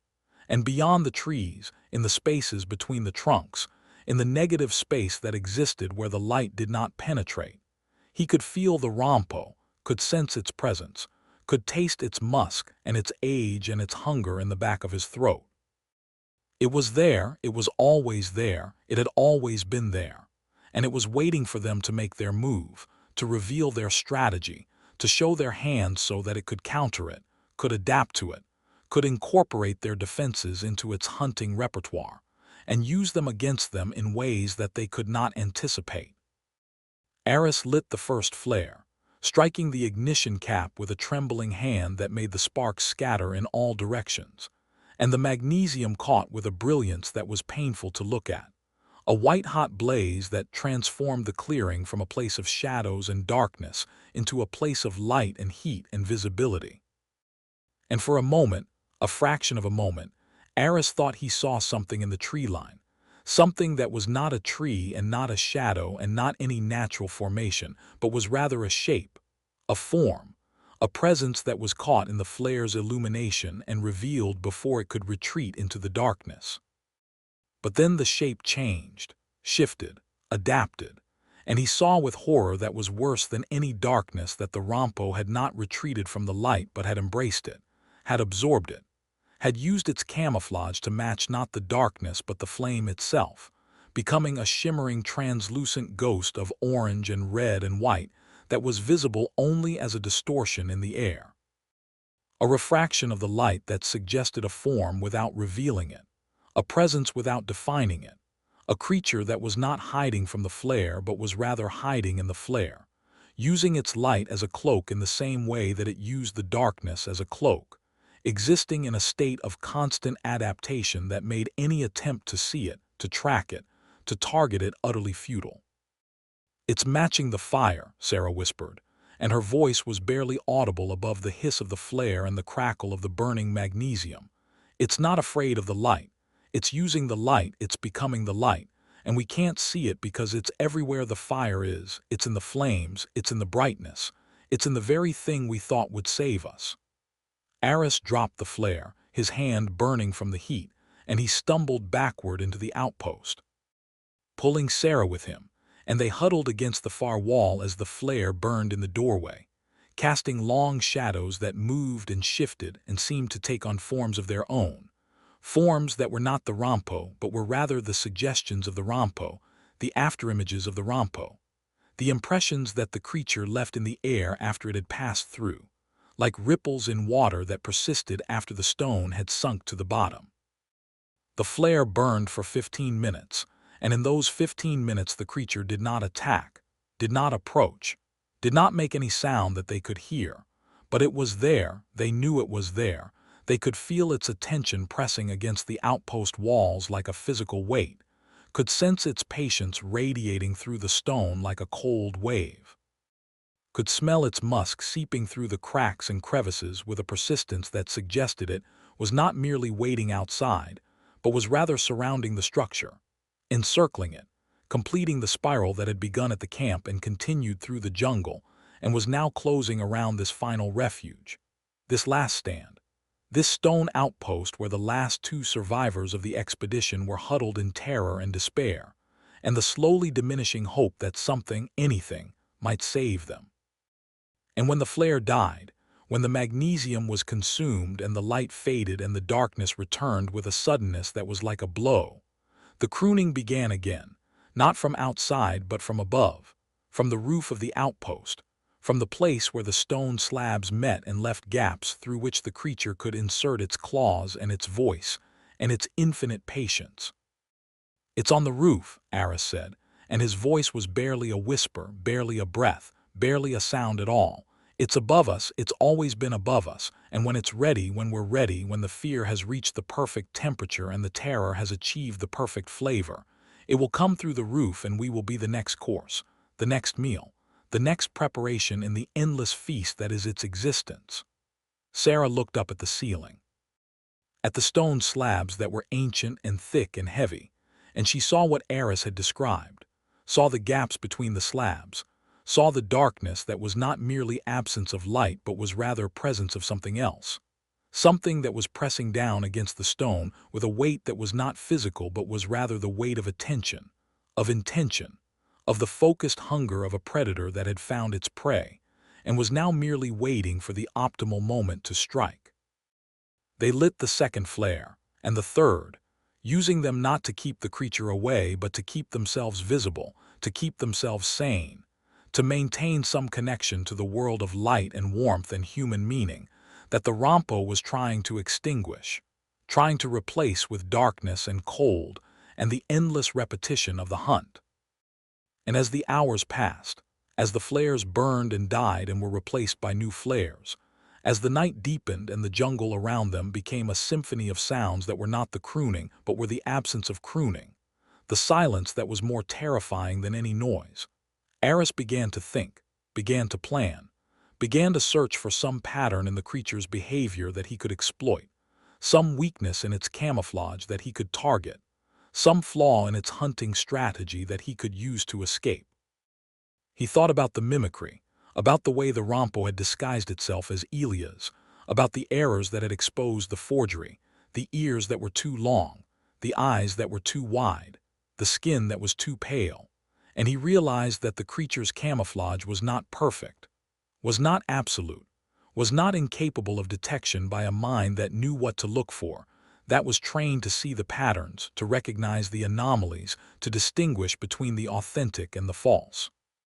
He thought about the spiral, about the way the creature circled its prey before attacking, about the geometry of the hunt that was based on concentric rings and radial patterns, and he realized that the spiral had a center, had a focal point, had a place where the circles converged and the prey was trapped and the attack was inevitable. And that if they could avoid the center, if they could stay on the periphery, if they could keep moving in a direction that was tangential to the spiral rather than radial, they might be able to escape, might be able to reach the extraction point, might be able to survive until the helicopter arrived. But the outpost was the center, the outpost was the focal point. The outpost was the place where the spiral closed and the circle was completed, and they were already here, already trapped, already caught in the geometry of the hunt that had been laid out for them from the moment they entered the valley. And as the third flare began to dim, as the magnesium was consumed and the light faded and the darkness pressed in against the walls of the outpost with a weight that was almost physical, almost tangible, almost breathable, Aris heard a sound from above, a sound that was not the crooning but was rather the sound of stone moving, of weight shifting, of claws finding purchase on ancient masonry. And he knew that the creature was coming through the roof, that the outpost was no longer a shelter but a trap, that the final act of the drama was about to begin, and they were the actors, the props, the meal that would be consumed in the darkness while the jungle watched and the stars turned, and the spiral continued its endless rotation through time and space, and the infinite patience of the thing that was the janitor of the dead. "Sarah," he said, and his voice was urgent, commanding, the voice of a man who had found the last reserves of his strength and was determined to use them, to spend them, to burn them up in one final gesture of defiance before the darkness swallowed him. "When I tell you to run, you run. You don't look back. You don't hesitate. You don't think about anything except moving your legs as fast as you can toward the east, toward the rising sun, toward the extraction point that is 3 kilometers from here. The helicopter will come, it has to come, and when it comes, you get on it and you don't look back and you don't think about me and you don't try to save anyone else, because there is no one else to save. There is only you and the creature and the jungle will take what the creature leaves behind." "What are you going to do?" Sarah asked, and her voice was small, childlike. The voice of someone who had seen too much and understood too little, and Aris did not answer her, because he did not know what he was going to do, did not have a plan, did not have a strategy, did not have anything except the determination to buy her a few seconds, a few meters, a few moments of life that she would not have if he did nothing, if he surrendered, if he accepted the inevitability of their deaths and lay down to wait for the end. The stone above them cracked, a sharp report that echoed through the outpost like a gunshot, and a crack appeared in the ceiling, a thin line of darkness that was not merely absence of light, but was rather the entrance of something else, something that was pressing against the stone from above with a force that was not physical, but was rather the pressure of presence, of intention, of the focused will of a creature that had decided it was time to feed. Aris grabbed the last flare, the emergency flare that they had been saving, the magnesium tube that was their last defense, their last hope, their last connection to the world of light and warmth, and he struck the ignition cap with a hand that was steady now, steady with the calm of absolute acceptance, steady with the peace of a man who had made his decision and was committed to its execution, and the flare roared to life with a brilliance that was blinding. That was painful, that was overwhelming, and he held it above his head, and he ran toward the door of the outpost, and he shouted, "Run!" to Sarah, and she ran, bursting past him and into the jungle with a speed that was born of terror and desperation and the last flickering ember of hope.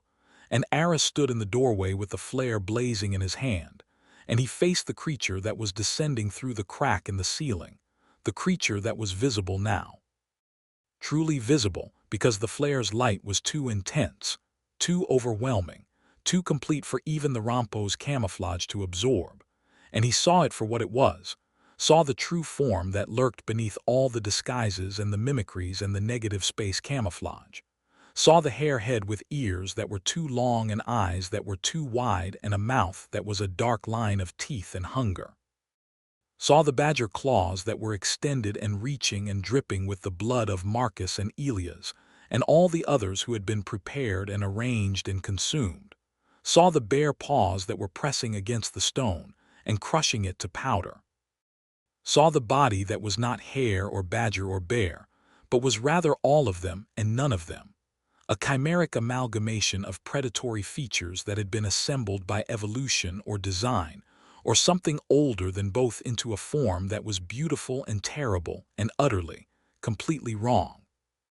And the creature looked at him with eyes that were not yellow or red or any color that human eyes could name, but were rather the color of absence, the color of negative space, the color of the void that existed between the stars and between the atoms and between the thoughts that tried to comprehend it, and it crooned at him.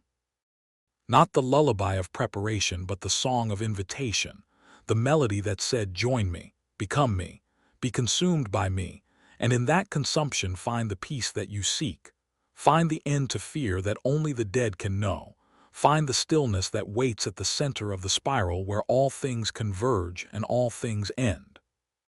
Aris did not join it, did not become it, did not allow himself to be consumed, because in that moment, in the fraction of a second before the creature could strike, he saw something that the Rompo had not expected, something that broke the spell of the crooning and shattered the paralysis of terror and gave him the strength to act, to move, to survive for one more second, one more minute, one more hour.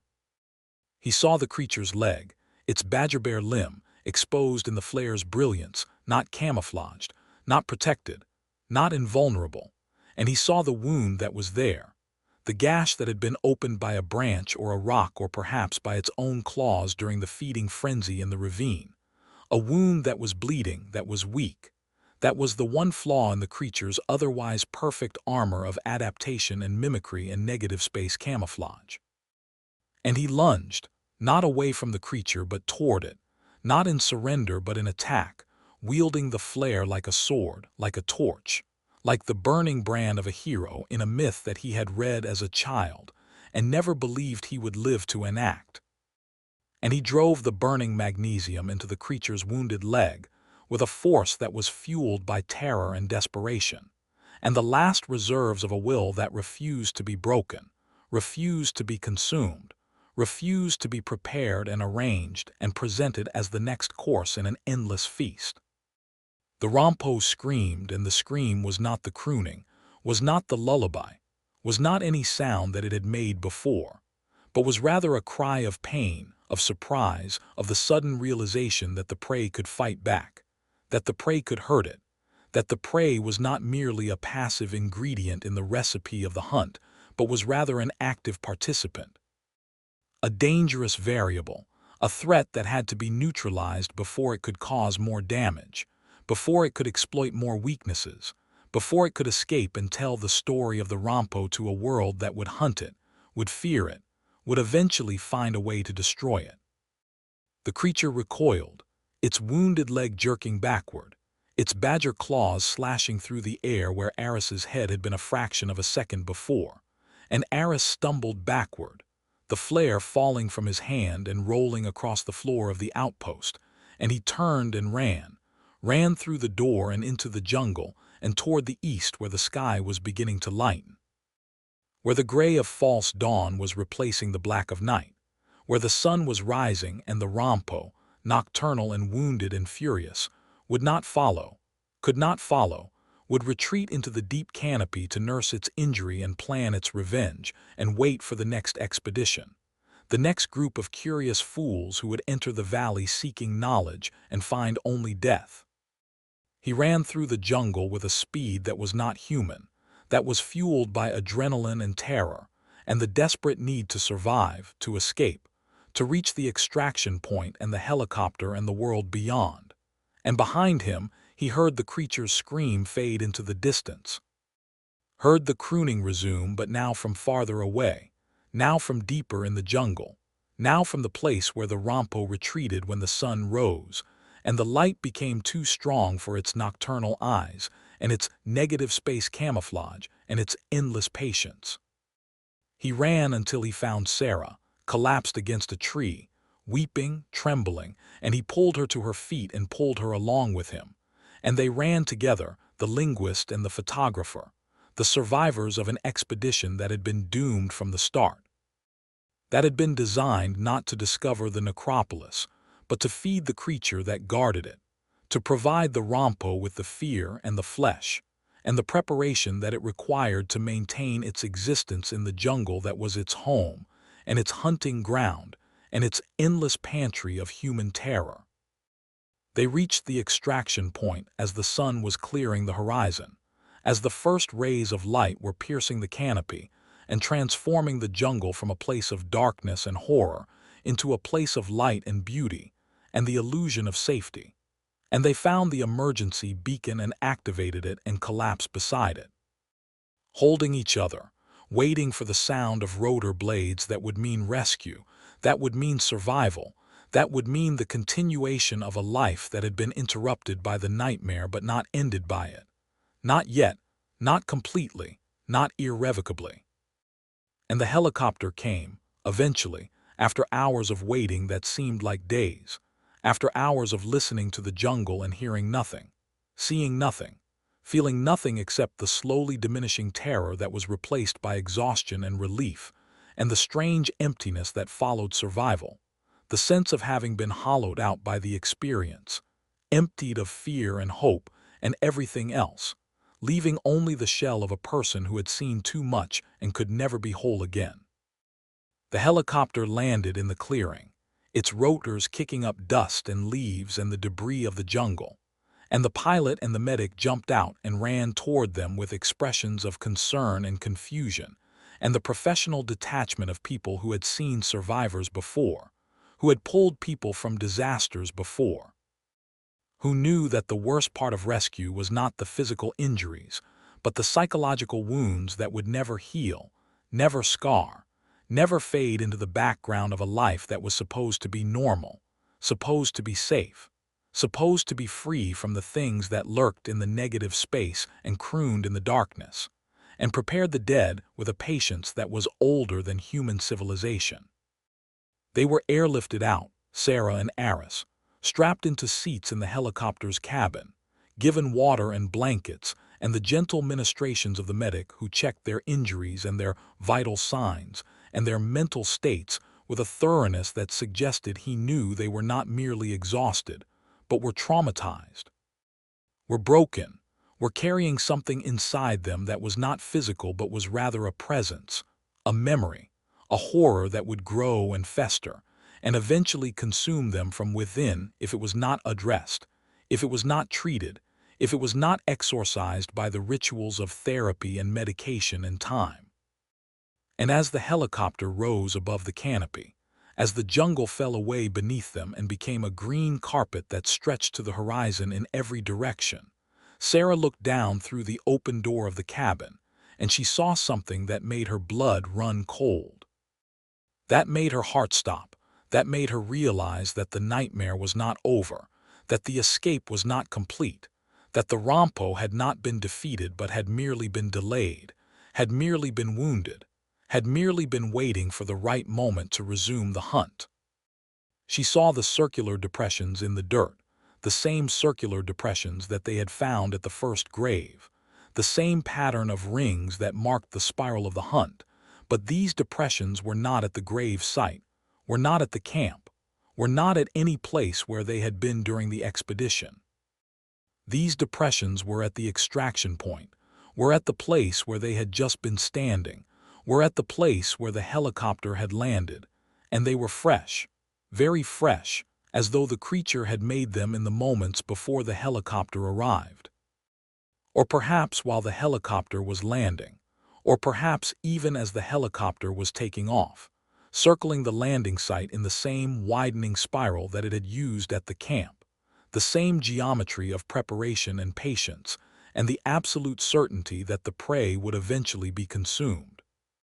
And then Sarah looked at the underside of the helicopter, at the metal belly that was visible through the open door, and she saw the shimmer, the distortion, the ripple in the air that was not caused by the rotors or the wind or any natural phenomenon, but was rather caused by something that was clinging to the metal, something that was matching the gray of the fuselage, something that was hiding in the negative space of the helicopter's underside and riding with them, ascending with them, escaping the jungle with them, and she understood with a clarity that made her scream, made her lunge for the door, made her try to throw herself out of the aircraft before the thing that was clinging to it could reach inside and begin the preparation that it had been postponing, that it had been planning, that it had been saving for the moment when the prey thought it was safe, thought it was rescued, thought it had escaped the valley and the jungle and the nightmare. But Aris grabbed her, held her back, pulled her away from the door and held her as she screamed and thrashed and wept, and he looked at the underside of the helicopter, and he saw what she had seen, saw the shimmer and the distortion and the suggestion of a form that was not human and not animal, but was rather the Rompo, the janitor of the dead, the creature that had climbed onto the helicopter while they were loading. While they were distracted, while they were celebrating their survival, and was now riding with them to the world beyond the valley, to the cities and the people and the endless supply of fear that awaited it in the places where no one knew its name, where no one recognized its crooning, where no one understood the spiral or the preparation, or the endless patience of a predator that had learned to think in centuries rather than seconds. And as the helicopter climbed higher, as the jungle receded to a patch of green in a landscape of gray and brown and blue, the crooning began again, not from outside but from inside, from the cabin, from the space beneath the seats where the creature was hiding, from the negative space that existed between the floor and the fuselage, between the seats and the walls, between the thoughts that Aris was thinking and the reality that was unfolding around him. It was soft at first, barely audible above the roar of the rotors and the rush of the wind, but it grew louder, slowly, steadily, inevitably, and Aris knew that the creature was not merely hitching a ride but was rather singing to them, crooning to them, preparing them for the moment when the helicopter landed and the doors opened, and the hunt resumed in a new territory, among new prey, in a world that would never know what hit it until the spiral had closed and the circle was complete, and the last human being had been arranged and presented and consumed. He looked at Sarah and she looked at him, and in their eyes he saw the reflection of his own terror, his own despair, his own knowledge that they had not escaped, had not survived, had merely postponed the inevitable, and he squeezed her hand and he waited for the helicopter to land, for the door to open, for the crooning to stop and the feeding to begin, because there was nothing else to do, nowhere else to go, no other option except to accept the reality of the Rompo, to acknowledge the truth of the spiral, to understand that they were not the end of the story but merely the middle, not the last victims but merely the latest, and that the creature that rode beneath them in the negative space of the helicopter's belly would continue to hunt, to feed, to prepare, long after they were gone, long after their bones were bleached and arranged and presented in some grave or some clearing or some stone outpost that future expeditions would find and wonder about. Future scientists would study and misunderstand. Future survivors would flee from and fail to escape, because the spiral never ended, the circle never broke, and the janitor of the dead was always working, always cleaning, always preparing the next meal in the endless feast that was its existence, its purpose, its eternal and unchanging and absolutely inevitable hunger. The Valley of the Mngwa. The journal had survived fire, flood, and nearly a century of tropical decay because it had been bound in the hide of something that should not have existed, and because the man who had carried it into the forest had understood, in the final hours of his life, that some records were too terrible to be allowed to rot. William Hitchens had been a district officer in the Tanganyika Territory in 1932, a minor functionary in the vast machinery of British colonial administration, and his official reports, filed in the archives in Dar es Salaam and later in London, spoke of coffee yields, of tribal boundary disputes, of the slow, inexorable expansion of the railway line toward the interior. But the journal, discovered in a tin box beneath the floorboards of a demolished customs house in Tanga in the spring of the present year, spoke of other things.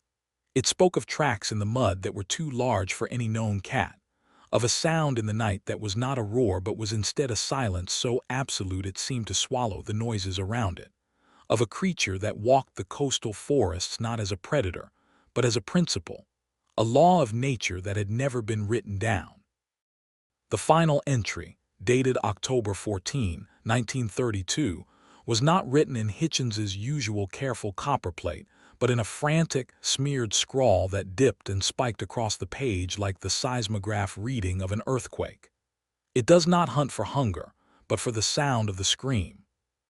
The journal was being held by a hand that trembled not from age, but from the memory of what that hand had touched, a hand that had brushed against the gray-green shadows of the Tanzanian coastal forest and come away with the residue of something older than fear.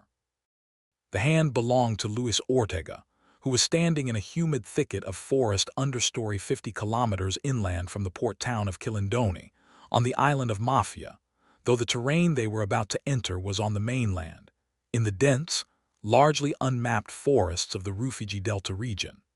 Luis was 41 years old, a zoologist who had spent 2 decades chasing rumors across 3 continents, and he was currently disgraced. The disgrace was a matter of public record, a paper retracted, a tenure denied, a marriage dissolved in the acidic aftermath of professional humiliation. But the true disgrace, the one that gnawed at him in the sleepless hours before dawn, was that he had been right. He had been right about the Civathurium prints in the Sivalik Hills, right about the anomalous primate hare samples in Bhutan, right about every cryptid and ghost species that his peers had mocked him for pursuing. And now, holding Hitchens's journal in the present-day thicket, he was right again, and the rightness was a cold weight in his stomach that felt indistinguishable from terror. The expedition had been assembled with the chaotic precision of a conspiracy. Their employer was a wealthy eccentric named Harlan Marsh, a British-American tech magnate who had made his fortune in facial recognition software and spent it on pursuits that ranged from the eccentric to the genuinely deranged. Marsh had acquired Hitchens's papers at auction, had read the journal with the gleeful avidity of a man who collects haunted paintings, and had decided that the only thing better than owning a legend was proving it existed. He had hired Luis not because he believed in the science, but because he understood that a disgraced scientist was a hungry one, and a hungry scientist would go places a sane one would not. The money was obscene, enough to fund 3 years of independent research, enough to clear Luis's debts, enough to buy back the reputation that had been stolen from him. And Luis had taken it without hesitation, telling himself that the ends justified the means, that the discovery of a living prehistoric felid would redeem not only his career, but the entire field of cryptozoology, that the Mngwa was not a myth but a biological anomaly waiting to be catalogued. Jenna Kessler was the other half of the expedition's professional corps, and she had not been hired. She had been recruited, though the distinction was one that only she seemed to care about. She was 34, a wilderness guide who had spent 15 years leading safaris and research teams through the most hostile terrain East Africa had to offer, from the salt flats of Danakil to the montane forests of the Eastern Arc. She was cautious not by temperament but by training, a woman who had learned early that the wilderness did not care about intention, that a misplaced step, a misread sign, a moment of inattention could convert a routine traverse into a survival situation with the mechanical inevitability of a trigger pull. She had agreed to guide the expedition because Marsh had paid her triple her usual rate, and because she had looked into Lewis's eyes during their first meeting and seen something that worried her more than the forest itself, the bright, unstable gleam of obsession. She had worked with obsessed men before. They were useful until they were dangerous, and the transition between the two states was rarely announced in advance.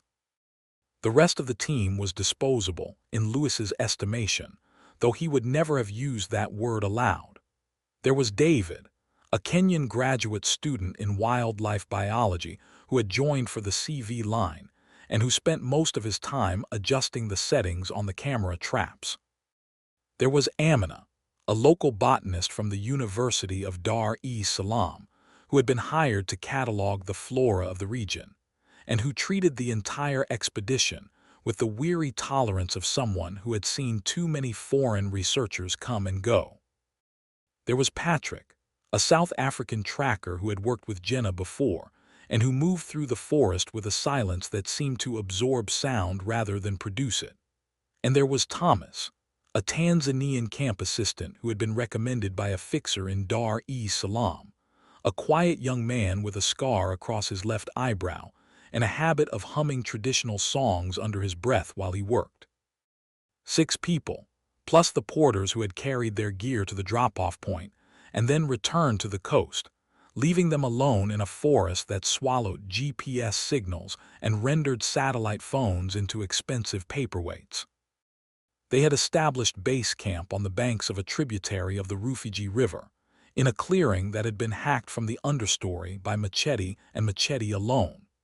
The forest here was not the romantic savanna of tourist brochures, not the open grassland dotted with acacia and grazed by herds of photogenic ungulates.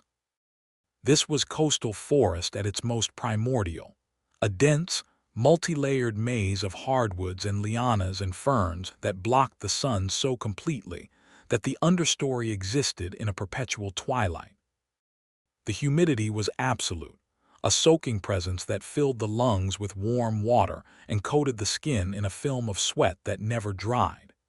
The insects were a constant, droning cloud that seemed to exist not as individual organisms, but as a single, distributed intelligence dedicated to the extraction of blood. And the sounds were wrong from the first day. Not absent but compressed, as though the forest were holding its breath, waiting to see what they would do before deciding whether to exhale. Lewis had set up his workstation in the largest tent, a nylon palace that smelled of synthetic waterproofing and the stale sweat of previous expeditions.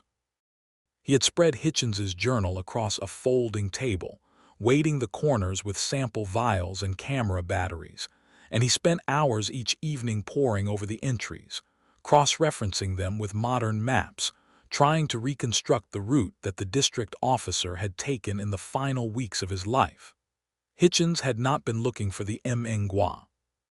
He had been surveying a proposed coffee plantation in the highlands west of the delta, a routine assignment that should have involved nothing more dangerous than dysentery and complaints from local chiefs. But he had strayed from his route, drawn by rumors of a ghost cat that had been killing cattle in a valley that did not appear on any map, a valley that the local people refused to enter, that they spoke of only in whispers, in gestures of warding, in the abrupt termination of conversations when outsiders drew too near. "You're chasing a bedtime story," Jenna said on the third evening, standing in the tent doorway with a mug of tea that steamed in the humid air. "The Mngwa is a myth. It's the African equivalent of Bigfoot. Every culture has one." Lewis did not look up from the journal. Every myth has a zoological origin.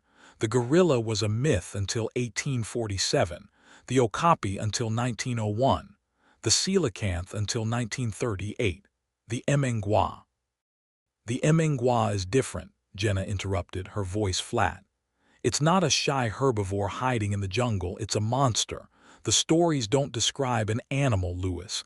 They describe a punishment, a thing that comes for people who transgress, who enter places they shouldn't, who make too much noise. Animals hunt, Lewis said, turning a page with a finger that left a smear of sweat on the fragile paper. That's what animals do. They don't need moral justification. This isn't hunting, Jenna said, and there was something in her voice that made Lewis look up, something that was not fear but was its more sophisticated cousin, the recognition of a pattern that should not exist. The stories say the Mngwa doesn't eat what it kills. It collects. It arranges. It leaves the bones in circles. That's not predation, Lewis. That's ritual. Lewis felt a flicker of annoyance, the familiar irritation of a specialist being corrected by a generalist. Ritual is a word we use when we don't understand behavior.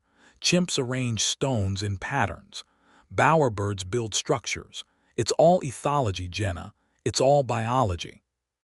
And what if it's not? Jenna asked, her eyes fixed on his with an intensity that was almost uncomfortable. What if there's something in this forest that doesn't fit your categories? Something that isn't an animal and isn't a spirit but is something worse, something that we don't have a word for yet.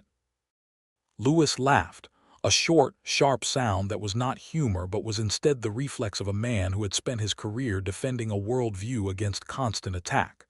Then I'll name it, he said. That's what scientists do. We find things that don't have names and we give them names, and then they stop being scary and start being interesting.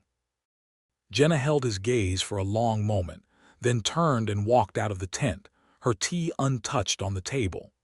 Lewis watched her go, feeling a mixture of contempt and something else, something that might have been doubt, settling in his chest like indigestion. He turned back to the journal, to the frantic scrawl of the final entry, and he traced the words with his finger. It does not hunt for hunger, but for the sound of the scream. He told himself it was hyperbole, the product of isolation and fever and the colonial imagination's tendency to see demons in every shadow. But some part of him, the part that had kept him awake for 20 years, the part that had driven him to Bhutan and the Civilics and this humid hellhole of a forest, whispered that Hitchens had seen something real, something that had broken him, something that was still here, still waiting, still hungry for the sound of a scream that had not yet been screamed. They broke camp on the 5th morning and pushed deeper into the forest, following a tributary that narrowed as it climbed toward the highlands. The going was brutal. The trail, such as it was, had been cut decades ago by elephant poachers and had since been reclaimed by the jungle with a voraciousness that seemed almost personal. They moved in single file, Jenna at the front with her machete, Patrick behind her reading sign, Lewis in the middle with his GPS unit that stubbornly insisted they were somewhere in the Indian Ocean, and the others strung out behind with packs that grew heavier with each hour of sweating, slipping, cursing progress. The forest closed in around them, the canopy so thick that the sun became a theoretical concept, a rumor of light that filtered through the leaves in scattered, green-tinted coins that did nothing to relieve the gloom. The humidity increased as they climbed, the air becoming thicker, heavier, charged with the smell of rotting vegetation and the mineral tang of water that had never seen sunlight. By the afternoon of the 2nd day of marching, Lewis began to notice the silence. It was not the silence of absence but the silence of presence, the deliberate holding of breath that precedes a strike. The birds, which had been a constant if invisible presence in the lower forest, had stopped calling. The insects, which had formed a droning bedrock of sound, had fallen quiet. Even the sound of their own passage, the slap of machete against vine, the crunch of boot on leaf litter, the ragged inhale of exhausted lungs, seemed to be swallowed by the forest, absorbed into a density of vegetation that felt less like trees and more like a padded cell. Louis walked with his head craned upward, trying to catch a glimpse of sky, of sun, of anything that would orient him in a world that had lost its vertical axis. But the canopy was a solid ceiling of green, unbroken by gaps, unrelieved by variation. And after hours of staring into that undifferentiated mass of leaves and branches, Louis began to feel a vertigo that was not physical but perceptual, a sense that the forest was not a place but a state of mind, and that they had been walking in circles for days without knowing it. "Stop," Patrick said quietly, and the column halted with the immediacy of people who had learned to trust the instincts of the man who read the ground. Louis pushed forward to where Patrick was kneeling, his fingers tracing the surface of a fallen log that lay across the path. The log was old, moss-covered, home to a colony of termites that had reduced its interior to a honeycomb of galleries. But Patrick was not looking at the termites. He was looking at the scratches on the bark, parallel grooves that ran vertically along the trunk, each one the width of a man's thumb, each one cut with a precision that suggested not random damage but deliberate marking. "Leopard?" David asked, his voice carrying the eager crack of a student who has spotted a test question he knows the answer to. Patrick shook his head. "Too big, too deep, and leopards don't mark like this. They spray, they scratch to sharpen claws. This—" He ran his finger along one of the grooves and Louis saw that his hand was trembling slightly. "This is a signature. This is a boundary." "A boundary of what?" Amina asked, her voice low. Patrick stood up, wiping his fingers on his trousers, and looked into the forest with eyes that seemed to see something the rest of them could not. "Of territory," he said. "Of hunting ground. Of a claim that says everything inside this line belongs to something that was here before us and will be here after we're gone." Louis felt his heart rate increase, not with fear but with excitement, the electric thrill of the chase that had sustained him through decades of ridicule and disappointment. He pulled out his camera and photographed the scratches, his hands steady, his mind already composing the paper he would write, the lecture he would give, the vindication that would finally silence his detractors. This was it. This was the evidence. The Mngwa was not a myth. It was real, it was here, and it had left its calling card for anyone with the courage to read it.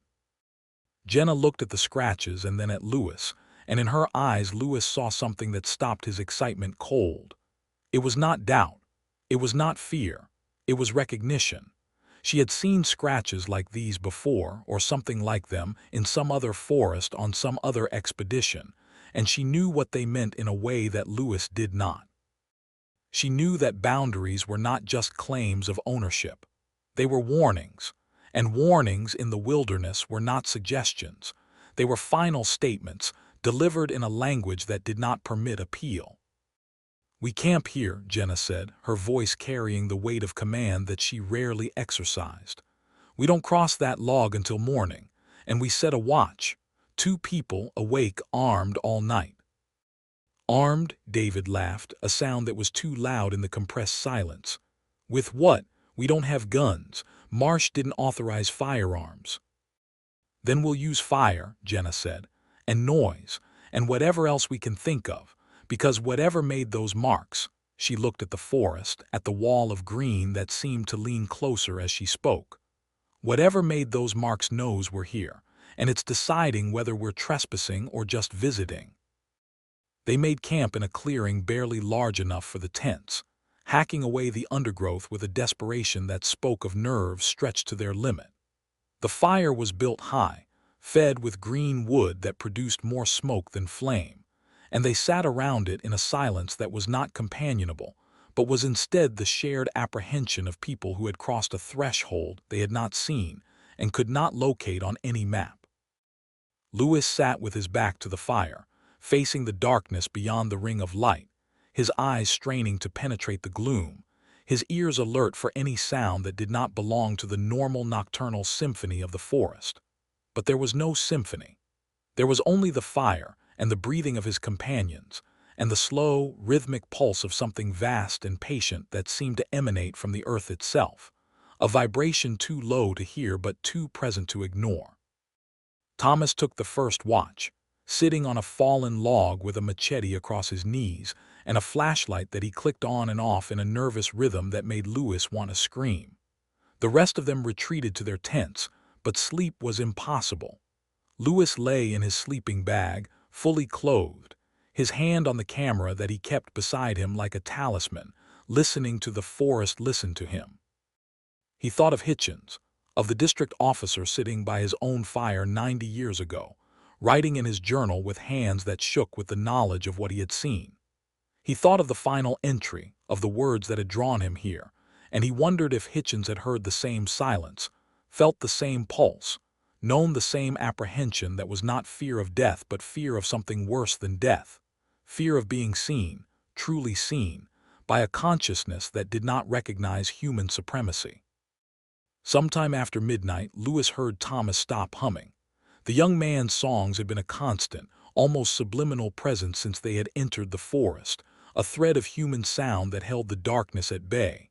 But now the humming stopped mid-phrase as though cut off by a blade. Lewis sat up in his tent, his heart hammering, and listened. He heard nothing, not the crackle of the fire which had died to embers, not the breathing of his companions which had slowed to the rhythm of sleep, not the wind which had ceased to move. Only the silence, absolute and terrifying, and beneath it, so faint that he could not be sure he was hearing it, the sound of something heavy moving through the undergrowth with a fluidity that suggested not effort but intention, not passage but patrol. Lewis unzipped his tent and peered out into the clearing. Thomas was still sitting on the log, but his posture had changed.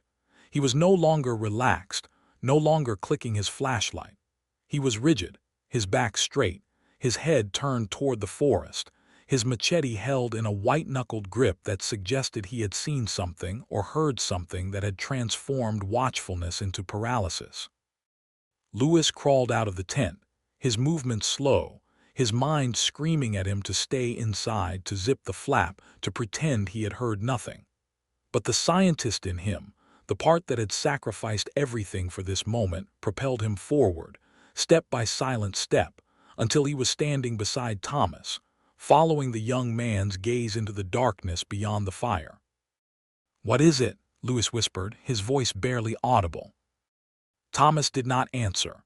He only pointed, his finger trembling, and Lewis looked, and for a moment that stretched into eternity, he saw nothing. Only darkness, only forest, only the endless, undifferentiated wall of green that had been their constant companion since they had left the river. And then the darkness moved.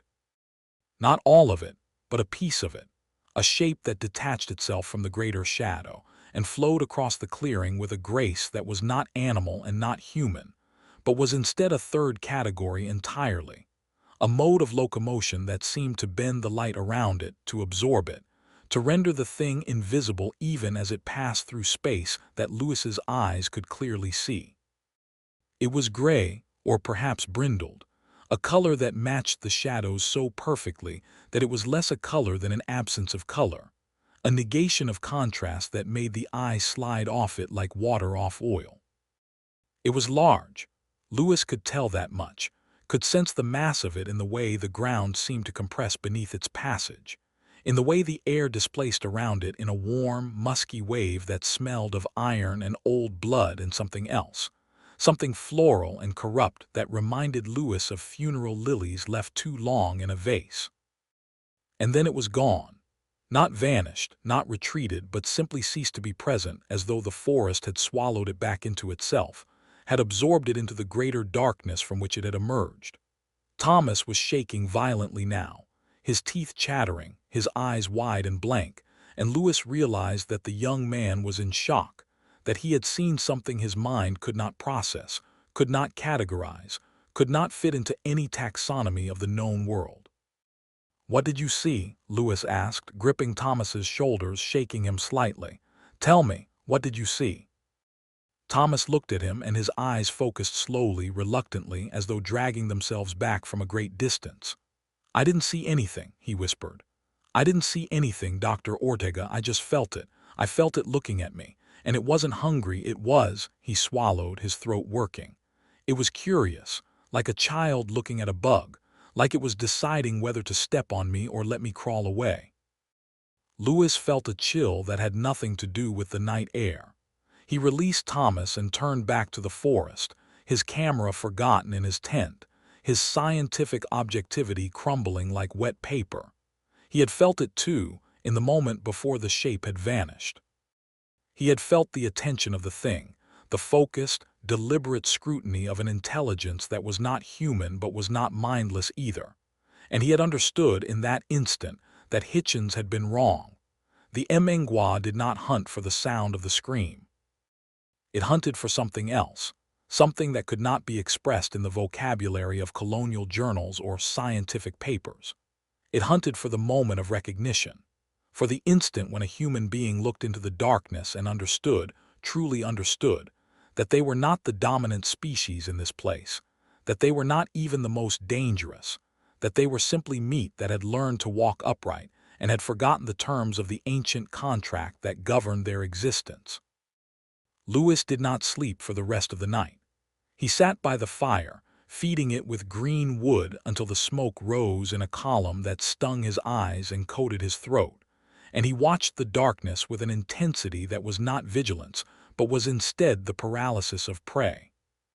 He did not know when the sun rose, because the canopy was too thick to admit its light, but eventually the grayness around them intensified, and the sounds of the forest began to return, first the insects, then the birds, then the distant crash of something large moving through the canopy that was probably a monkey and probably not. The others woke slowly, emerging from their tents with the stiff movements of people who had slept poorly and woke into a world that felt fundamentally altered. Jenna looked at Louis, and he looked at her, and in that exchange of glances they communicated everything that words could not.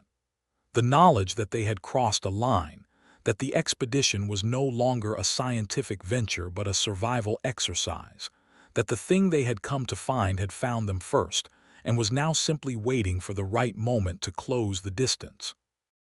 They did not speak of what Thomas had seen or what Louis had felt. They broke camp with a speed that spoke of urgency, packing their gear in silence, moving with the mechanical efficiency of people who understood that delay was dangerous, that every minute spent in this place was a minute borrowed from a creditor who charged interest in blood. Jenna led them deeper into the forest, following a route that existed only in her memory and her instincts, a route that took them away from the tributary and into a landscape that grew denser, more enclosed, more alien with every kilometer. The trees here were older, their trunks wider than the span of a man's arms, their roots forming buttresses that rose from the earth like the walls of a fortress. The undergrowth was thinner, not because the light was better, but because the canopy was so complete that nothing could grow beneath it, and they walked through a cathedral of shadow where the only illumination came from the bioluminescent fungi that clung to the rotting wood, casting everything in a pale, sickly glow that made the familiar seem monstrous and the monstrous seem ordinary. By mid-afternoon, they had reached a place where the geography began to feel wrong. Louis, who had been checking his GPS every few minutes in a ritual of futility, stopped and stared at the screen, then at the terrain around them, then at the screen again. The device showed them standing in a flat, featureless plain, but the reality was a steep hillside covered in loose scree and fallen logs, a slope that should have registered as elevation but did not. He showed it to Jenna, who looked at it with an expression that was not surprise but was instead weary confirmation.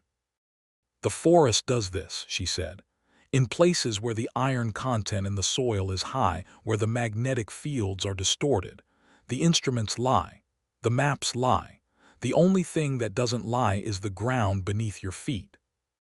"But this isn't distortion," Louis said, his voice tight. "This is."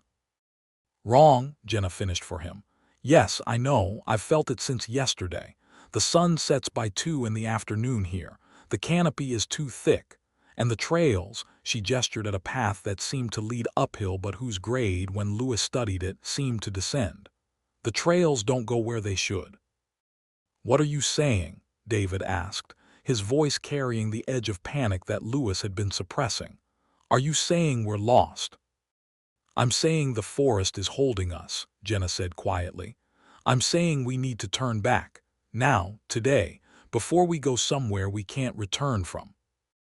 Lewis felt the familiar surge of anger, the defensive reflex of a man whose obsession is being threatened. "Turn back. We've only just started. We have supplies for 2 weeks. We have a predator that knows we're here," Jenna snapped, her patience finally breaking. "We have a predator that is not behaving like an animal, and we have a forest that is not behaving like a forest.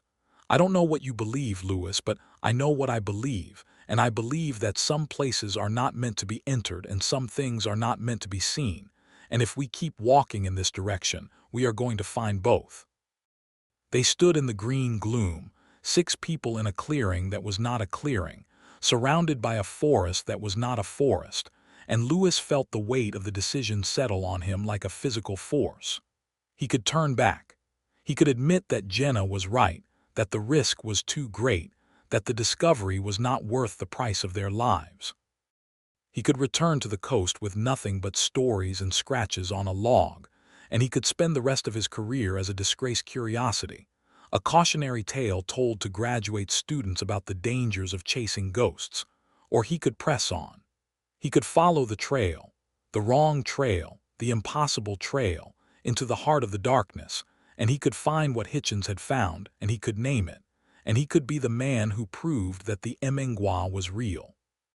He looked at Jenna, at the fear and the certainty in her eyes, and he looked at the forest, at the wall of green that seemed to lean closer as he hesitated, and he made his choice. Not with words, but with his feet, with the step he took forward, away from the group, toward the trail that led deeper into the shadows. He did not look back to see if they followed. He knew they would.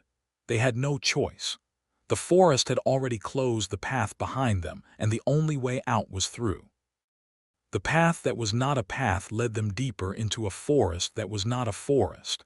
And with each step, the wrongness of the place accumulated like sediment at the bottom of a stagnant pool.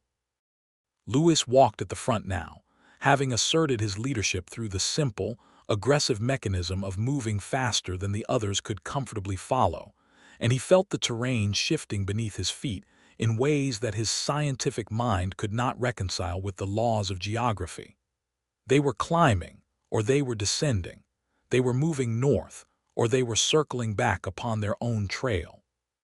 The GPS had failed entirely, its screen frozen on a set of coordinates that placed them in the center of the Indian Ocean, and the compass that Patrick carried spun lazily on its axis, the needle quivering with a palsy that suggested not magnetic disturbance but something more intimate, something that affected the instrument at the level of its most basic function. The sun, when they could see it through the canopy, appeared at angles that made no sense, a pale disk that seemed to traverse the sky in a direction opposite to the one it should have taken, and by mid-afternoon, though afternoon was a term that had lost its meaning in a place where noon looked like dusk, the light had faded to a greenish twilight that made every shape ambiguous, every shadow potentially alive. Jenna walked behind Lewis, her machete drawn but hanging useless at her side, because there was nothing to cut. The undergrowth had thinned to a carpet of dead leaves and moss that absorbed their footsteps with a spongy acquiescence, and the trees had grown so close together that their trunks formed walls of bark that funneled the expedition into a corridor whose dimensions seemed to change with every bend. She was watching the canopy, not because she expected to see the sun, but because she was looking for the gaps, the breaks in the foliage that would tell her where the light came from, where the sky was, where the boundaries of this place might be found. But there were no gaps. The canopy was a solid roof of woven branches and lianas, a constructed ceiling that seemed less like natural growth and more like deliberate architecture. A hall built by something that understood the value of enclosure, of compression, of the psychological toll that darkness took on diurnal creatures who had evolved to depend on the sun for their sense of safety. Amina was the first to notice the smell. It came not gradually but suddenly, a wave of odor that broke over them as they rounded a bend in the corridor and found themselves in a space that was not a clearing but was instead a void, a place where the trees had been pushed back or broken or simply absent, forming a roughly circular depression in the forest floor that was perhaps 20 meters across. The smell was complex, layered, a palimpsest of scents that spoke of violence and time, and the particular biology of a creature that did not eat in the way that predators were supposed to eat. There was the iron tang of blood, yes, but beneath it there was the sweetness of fermentation, the ammonia sting of urine, the musky, floral undertone that Lewis had smelled the night before in the clearing. And beneath all of these, threading through them like a bass note, there was the smell of old stone, of mineral deposits, of something that had lain in the earth for so long that it had absorbed the geology of the place. The air in the depression was still, stagnant, undisturbed by the breezes that should have moved through any open space. And the silence here was not the silence of absence, but the silence of aftermath, the silence of a room that has been emptied of its occupants by force. It was the bones that drew their eyes first, though they were not immediately recognizable as bones. They had been arranged in a circle at the center of the depression, a ring of white that gleamed in the green gloom with a phosphorescence that seemed to come not from the bones themselves, but from the way the light fell upon them as though they had been polished, curated, prepared for display. As they approached, Lewis felt his stomach lurch with a nausea that was not physical but existential, the body's reaction to something that violated not just its sense of safety, but its sense of order. The bones were the bones of a water buffalo, a massive male by the size of the skull, but they had been stripped of every particle of flesh with a thoroughness that defied the mechanics of predation. There were no teeth marks, no gnawing, no sign of the ragged, inefficient consumption that characterized even the most fastidious of carnivores. The bones were clean, almost surgical in their whiteness, and they had been arranged with a precision that suggested not hunger but intention.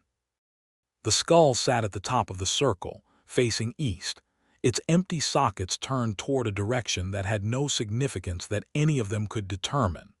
The ribs formed a secondary ring inside the first, and the leg bones were placed at the cardinal points, each one paired with its opposite in a symmetry that was too perfect to be accidental. "This isn't predation," David whispered, his voice carrying the hush of someone in a church or a graveyard. This is ritual, this is display."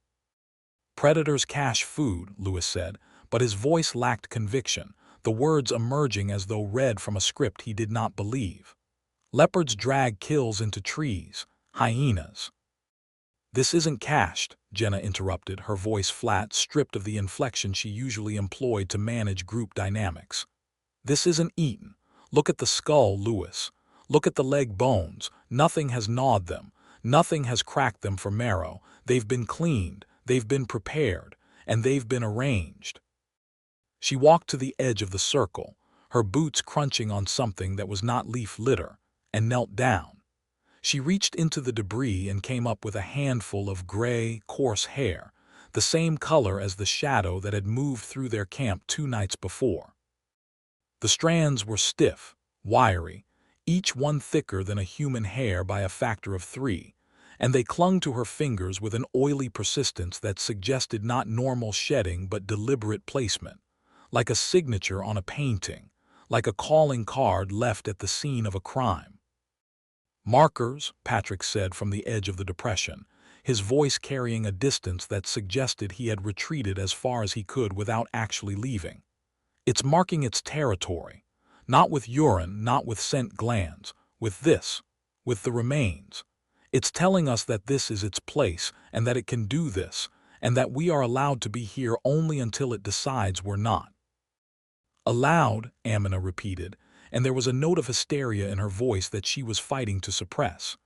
"We're allowed, like we're guests, like it's the host." "We are guests," Jenna said, standing up, wiping the hair from her fingers onto her trousers with a gesture of disgust that she could not hide. "And the host is watching us right now. I can feel it." Lewis looked around the depression, his eyes scanning the wall of trees that surrounded them, the trunks that seemed to lean inward, the canopy that pressed down like a lid. He could feel it too, the weight of attention, the pressure of a gaze that was not human but was focused with an intensity that made his skin prickle and his scalp tighten. It was the feeling of being watched by something that understood optics, that understood the value of invisibility, that had evolved not just to hunt, but to observe, to assess, to catalog its prey with the same meticulousness that Lewis applied to his specimens. He raised his camera and took a photograph of the bone circle, the flash illuminating the white arcs in a burst of light that seemed to desecrate the silence. And as the flash died, he thought he saw something in the trees beyond the circle, a shape that was not a shape, a movement that was not movement, a patch of gray-green shadow that detached itself from the greater darkness and flowed around the trunk of a mahogany tree with a fluidity that made his breath catch in his throat. "Did you see that?" he asked, his voice cracking. "See what?" David asked, but his eyes were wide, his head turning from side to side with the frantic motion of a prey animal that has smelled the predator but cannot locate it. "Nothing," Lewis said, but the word tasted like ash. "Nothing, let's move now." They left the depression with a speed that bordered on panic, Jenna leading them not along the corridor they had followed in, but in a new direction, a path that she claimed to see but that the others could not identify, a line of least resistance through the trees that seemed to open before her, and close behind them with a deliberateness that was not quite natural. They walked for hours, or what felt like hours, though the light did not change and the green twilight persisted with a stubbornness that suggested the sun had simply given up on this part of the forest. They did not stop to rest. They did not stop to eat. They moved with the mechanical urgency of people who understood, at some level deeper than language, that they were being herded, that the path they followed was not an escape, but was instead a channel cut by something that understood the behavior of its prey better than the prey understood itself. It was Patrick who found the tracks.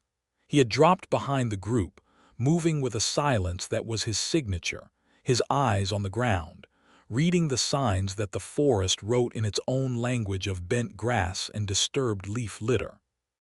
He called them back with a whistle that was not a whistle, but was instead a breath forced through teeth, a sound that carried no distance but cut through the silence like a blade. They gathered around him, 6 people in a space that felt smaller than it should have been, and looked down at what he had found. The tracks were not leopard tracks, though they shared the basic architecture of the felid family. They were the same shape, rounded pad, 4 toes, the distinctive absence of claw marks that distinguished the cat family from the canid, but they were enormous. Each print was the size of a dinner plate, perhaps 20 centimeters across, and they were pressed into the soft mud with a depth that suggested a weight of hundreds of kilograms, a mass far greater than any leopard, any lion, any known terrestrial carnivore that walked the African continent. The pads were clearly defined, the edges sharp, and there was a symmetry to the placement that was almost mathematical, each print precisely aligned with its predecessor, each stride exactly the same length, as though the creature that had made them was not walking, but was instead measuring its passage with a deliberate, inhuman precision. "These can't be real," David said, his voice carrying the desperate edge of a man who has seen the foundations of his worldview crack. "There's no cat this big. There hasn't been since the Pleistocene." "They're real," Patrick said, his finger tracing the edge of the nearest print without touching it, as though the mud itself were sacred or contaminated. "And they're fresh, made within the last hour." "An hour?" Amina asked, her voice rising. "We would have heard something, we would have seen." "No," Jenna said, her voice low, almost subvocal. "We wouldn't have. That's the point. Whatever made these tracks didn't make them where we could see, it made them where it wanted us to find them." She pointed along the line of tracks, and Lewis followed her finger, his heart rate increasing with each beat until it felt like a continuous vibration in his chest. The tracks did not lead away from the group, into the forest, toward some distant hunting ground. They led parallel to the group's own path, following their footsteps with a fidelity that was unnerving, a shadow made flesh, a mirror that walked beside them in the mud. They had been walking for miles, and the creature had been walking with them, matching their pace, their direction, their every turn, never closing the distance, never falling behind, simply accompanying them in a silence so complete that none of them had heard it, none of them had sensed it, none of them had known that they were not 6 people alone in the forest, but were instead 6 people accompanied by a 7th. "For how long?" Lewis asked, his voice barely audible. Patrick stood up, his face pale in the green light, and scanned the forest with eyes that seemed to see something the rest of them could not. 3 miles, he said. Maybe 4. The tracks start where we stopped at the creek yesterday morning. They picked us up there and they've been with us ever since. 3 miles, David repeated, and the number seemed to hang in the air between them like a verdict. 3 miles of walking with something that weighs as much as a buffalo, and we didn't hear it, we didn't smell it, we didn't see it. That's impossible. "It's not impossible," Jenna said, her voice steady but her hands shaking where they gripped the machete. "It's just not natural, not in the way we understand natural." They stood in the green twilight, surrounded by the evidence of their own blindness, and Lewis felt something shift in his understanding of the world, a tectonic plate of certainty grinding against the bedrock of the unknown. He had spent his life believing that the unknown was simply the known that had not yet been discovered, that every mystery was a puzzle waiting for the right mind to solve it. But this was not a puzzle. This was not a specimen waiting to be catalogued. This was something that understood them better than they understood themselves, something that had watched them, assessed them, and decided to let them live, for the moment, not out of mercy but out of something that might have been curiosity, or might have been the patience of a predator that does not need to rush, that has learned over millennia that the prey will come to it eventually, will make the mistakes that predators count on, will walk themselves into the trap with the arrogant certainty of creatures who believe themselves to be the apex. "We need to change direction," Jenna said, her voice carrying the authority of someone who has made a decision and will not entertain argument. "We need to get out of this corridor, this channel, whatever it is. We need to find high ground, open space, somewhere we can see what's coming." "And if there is no high ground," Amina asked, "if the forest doesn't let us?" "Then we make our own," Jenna said, and she raised her machete and struck at the nearest vine, the blade biting into the fibrous wood with a sound that was shockingly loud in the compressed silence. "We cut our way out. We go uphill, always uphill, until we find the ridge." They followed her, hacking at the undergrowth with a desperation that was born not of courage, but of the body's refusal to accept paralysis. The forest resisted them, the vines tangling around their arms, the branches whipping back with a recoil that seemed almost deliberate, the roots rising from the earth to trip their feet and send them sprawling into the mulch and the mold. But they made progress, slow and painful, each meter gained through sweat and blood, and the ragged gasp of lungs that were sucking in air that felt more like water than oxygen. And as they climbed, or tried to climb, Lewis became aware of a sound that had not been there before, a sound that was not the crack of machete or the gasp of breath or the curse of torn skin. It was a rhythm, a pattern, a series of impacts so soft they were almost subliminal, but regular, deliberate, matching their own pace with a precision that was not coincidence. Footsteps, not theirs, something walking parallel to them just beyond the wall of vegetation, something that did not need to hack its way through the undergrowth because the undergrowth parted for it, because the forest recognized its owner and stepped aside. Lewis stopped, his machete hanging limp in his hand, and listened. The others stopped too, one by one, their eyes wide, their breath held, their bodies frozen in attitudes of listening that would have been comical if they had not been so terrified. The footsteps stopped too, perfectly synchronized, perfectly still, as though the creature on the other side of the wall were not just matching their pace but were waiting for them to resume, to continue the game, to play their part in a ritual whose rules they did not know but whose stakes were becoming clearer with every passing minute. "It's still there," Thomas whispered, his voice barely a breath. "It's been there all along." "Keep moving," Jenna said, her voice harsh, stripped of any gentleness. "Don't stop, don't look back, don't listen, just move." They moved. They hacked and climbed and stumbled and fell, and with every step the footsteps kept pace.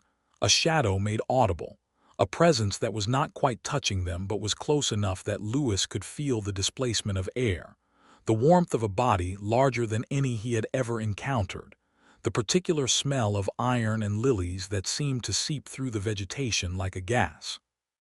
They climbed until their muscles burned, until their hands were blistered and bleeding, until the light began to change, not brightening but shifting, taking on a quality that was less green and more gray. A neutral, flat illumination that suggested they were approaching some boundary, some edge where the forest's rules might be different. And then they found the second kill site. Or rather, the kill site found them, emerging from the gloom with the suddenness of a hallucination, a space where the trees had been cleared not by human hands, but by some force that had simply pushed them aside, snapping trunks with a violence that left jagged stumps pointing upward like broken teeth. In the center of the clearing lay the remains of a bushbuck, a small antelope that should have been an easy meal for any predator. But the remains were not the remains of a feeding. They were the remains of a statement.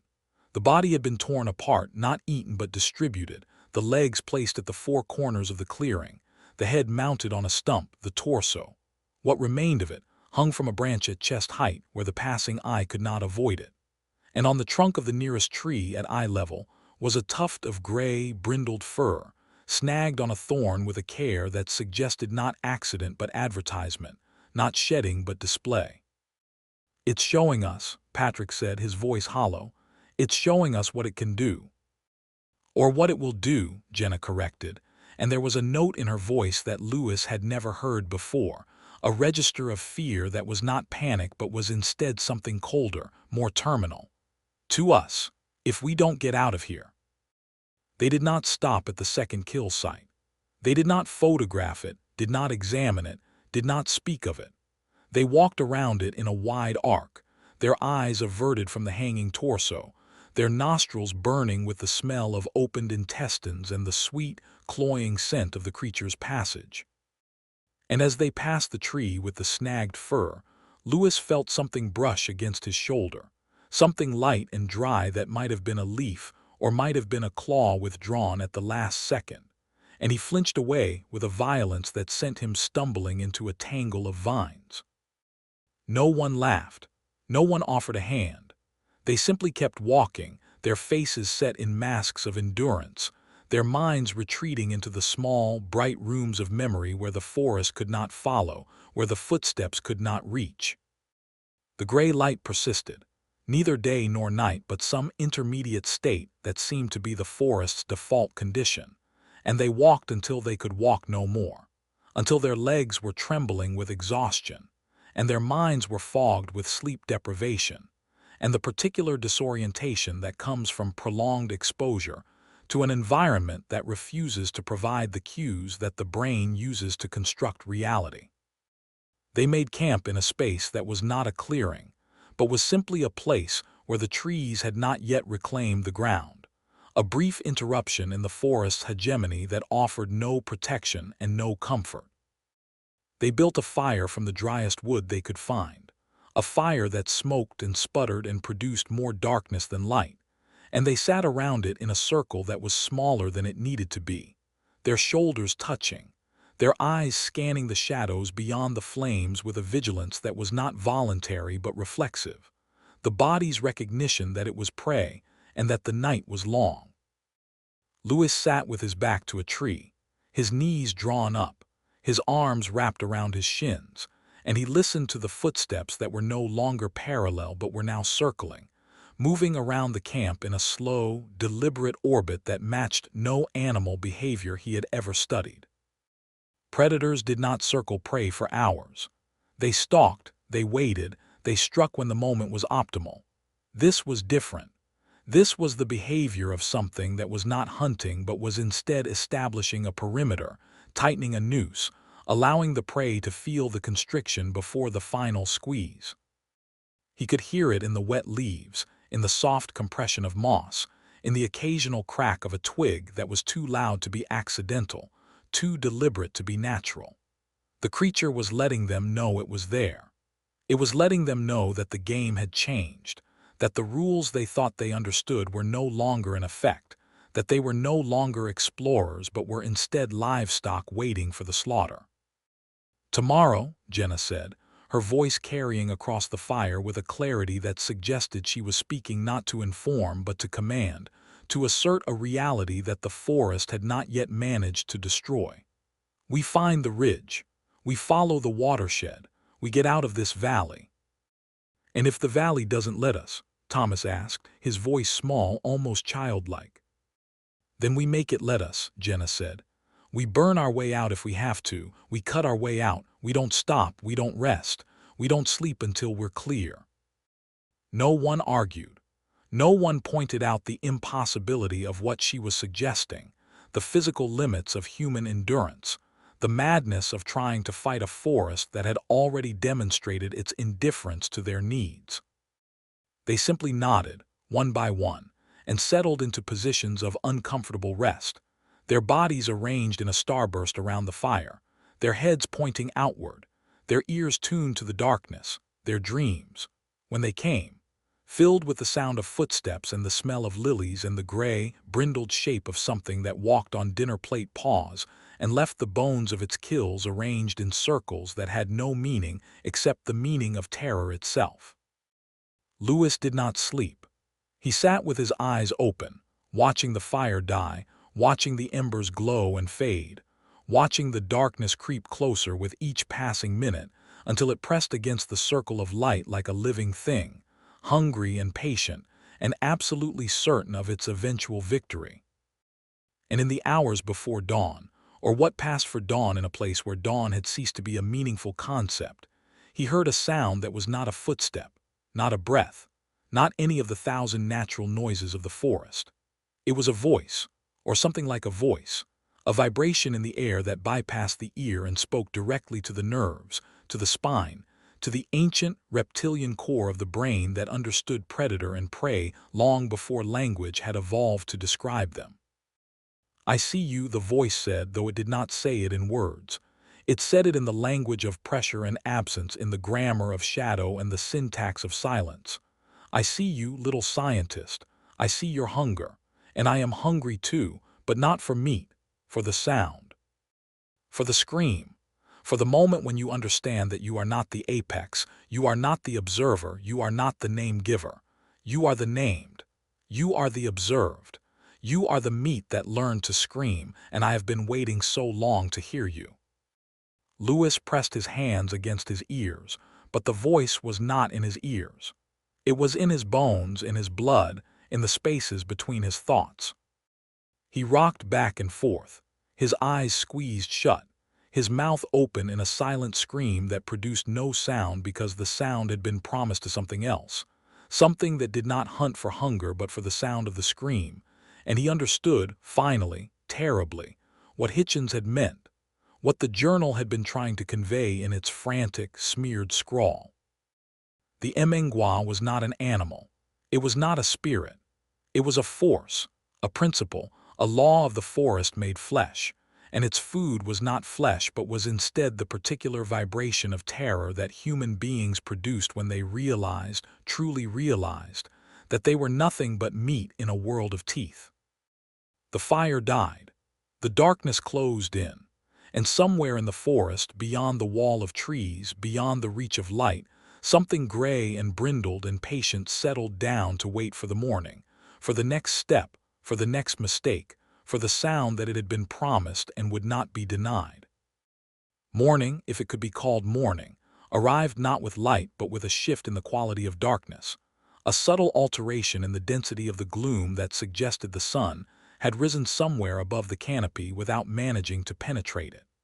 The expedition woke in stages, each person emerging from a sleep that had been shallow and fractured, their bodies stiff from the cold ground, their minds fogged with the residue of dreams that had been indistinguishable from the reality of the forest. The fire had died to ash, a gray circle of powder that held no warmth and no comfort, and the air was filled with a mist that was not fog but was instead the breath of the forest itself, exhaled in a slow, continuous exhalation that coated every surface in a film of moisture that smelled of decay and minerals and the particular sweetness of the Mngwa's passage. Thomas was gone. They did not realize it at first. The young man had taken the last watch, sitting on the log with his machete while the others slept, and when David stirred and looked for him, the log was empty. There was no sign of struggle, no indication of violence, no disturbance in the leaf litter that surrounded the camp. The machete was still there, lying on the ground beside the log as though it had been dropped or set down with care. Thomas's pack was still there, his bedroll still spread on the ground where he had left it. The only thing missing was Thomas himself, and the absence was so complete, so absolute, that for a moment David laughed, a short, sharp sound that was not humor but was instead the nervous reflex of a mind that could not process loss without first denying it. "He's gone to relieve himself," David said, his voice too loud in the dense silence. He's just in the bushes." They waited. They called his name, first in whispers and then in shouts that rebounded off the tree trunks and returned to them as mocking echoes. They searched the immediate area, pushing into the undergrowth with a desperation that grew with each passing minute, finding nothing but more forest, more darkness, more of the green-gray twilight that seemed to swallow sound and motion alike. It was Patrick who found the drag mark, a narrow channel in the leaf litter that led away from the camp in a direction that made no sense, that headed not toward the ridge but deeper into the forest, into the heart of the darkness that they had been trying to escape. The channel was not wide, perhaps the width of a man's shoulders, but it was deep, the leaves and soil compressed by a weight that had moved with a fluidity that suggested not struggle but transport, not capture but collection. "There's no blood," Amina said, her voice trembling as she crouched beside the drag mark. "There's no blood, no sign of a fight. He just went." "He didn't go," Jenna said, her voice flat, stripped of the hope that the others were still clinging to. "He was taken." They followed the drag mark for 200 meters, moving through the forest with a speed that was reckless, that ignored the possibility of ambush, that was driven by a need to know that overrode the instinct for self-preservation. The mark ended at the base of a fig tree, a massive specimen whose roots formed a labyrinth of hollows and cavities that seemed to extend into the earth itself. And there, wedged into a gap between two roots, was a boot. Thomas's boot, the same canvas and rubber construction that every member of the expedition wore, stained with mud and something darker, something that might have been blood but might have been the sap of the fig tree itself. But it was not the boot that made Lewis's stomach lurch. It was what was inside the boot. A hand. Not a severed hand, not a hand that had been cut or torn from the wrist. It was Thomas's hand, still attached to his arm, though the arm extended only a few centimeters beyond the cuff of the boot before ending in a ragged stump that was not bleeding. The hand was clenched into a fist, the fingers locked around a clump of gray, brindled fur with a grip that suggested not intentional grasping but reflex, the body's final spasm of resistance against something that had been too strong, too fast, too inevitable to fight. The fingers were cold, stiff, and when Lewis touched them, gently, with a reverence that surprised him, he felt the rigidity of death, the particular density of tissue that has ceased to be animated by the spark of consciousness. "He was alive when it took him," Patrick said, his voice barely audible. "The hand is clenched, he felt it, he grabbed the fur, and then he died," Jenna finished. "Or was killed, or was silenced. There was no scream, we didn't hear anything." "How is that possible?" David asked, his voice rising toward hysteria. "How do you take a grown man from a campsite without a sound, without a struggle, without—" "Stealth," Lewis said, and the word emerged from his throat like a stone, heavy and cold. "It's a stealth predator. It doesn't pounce from trees. It doesn't charge from cover.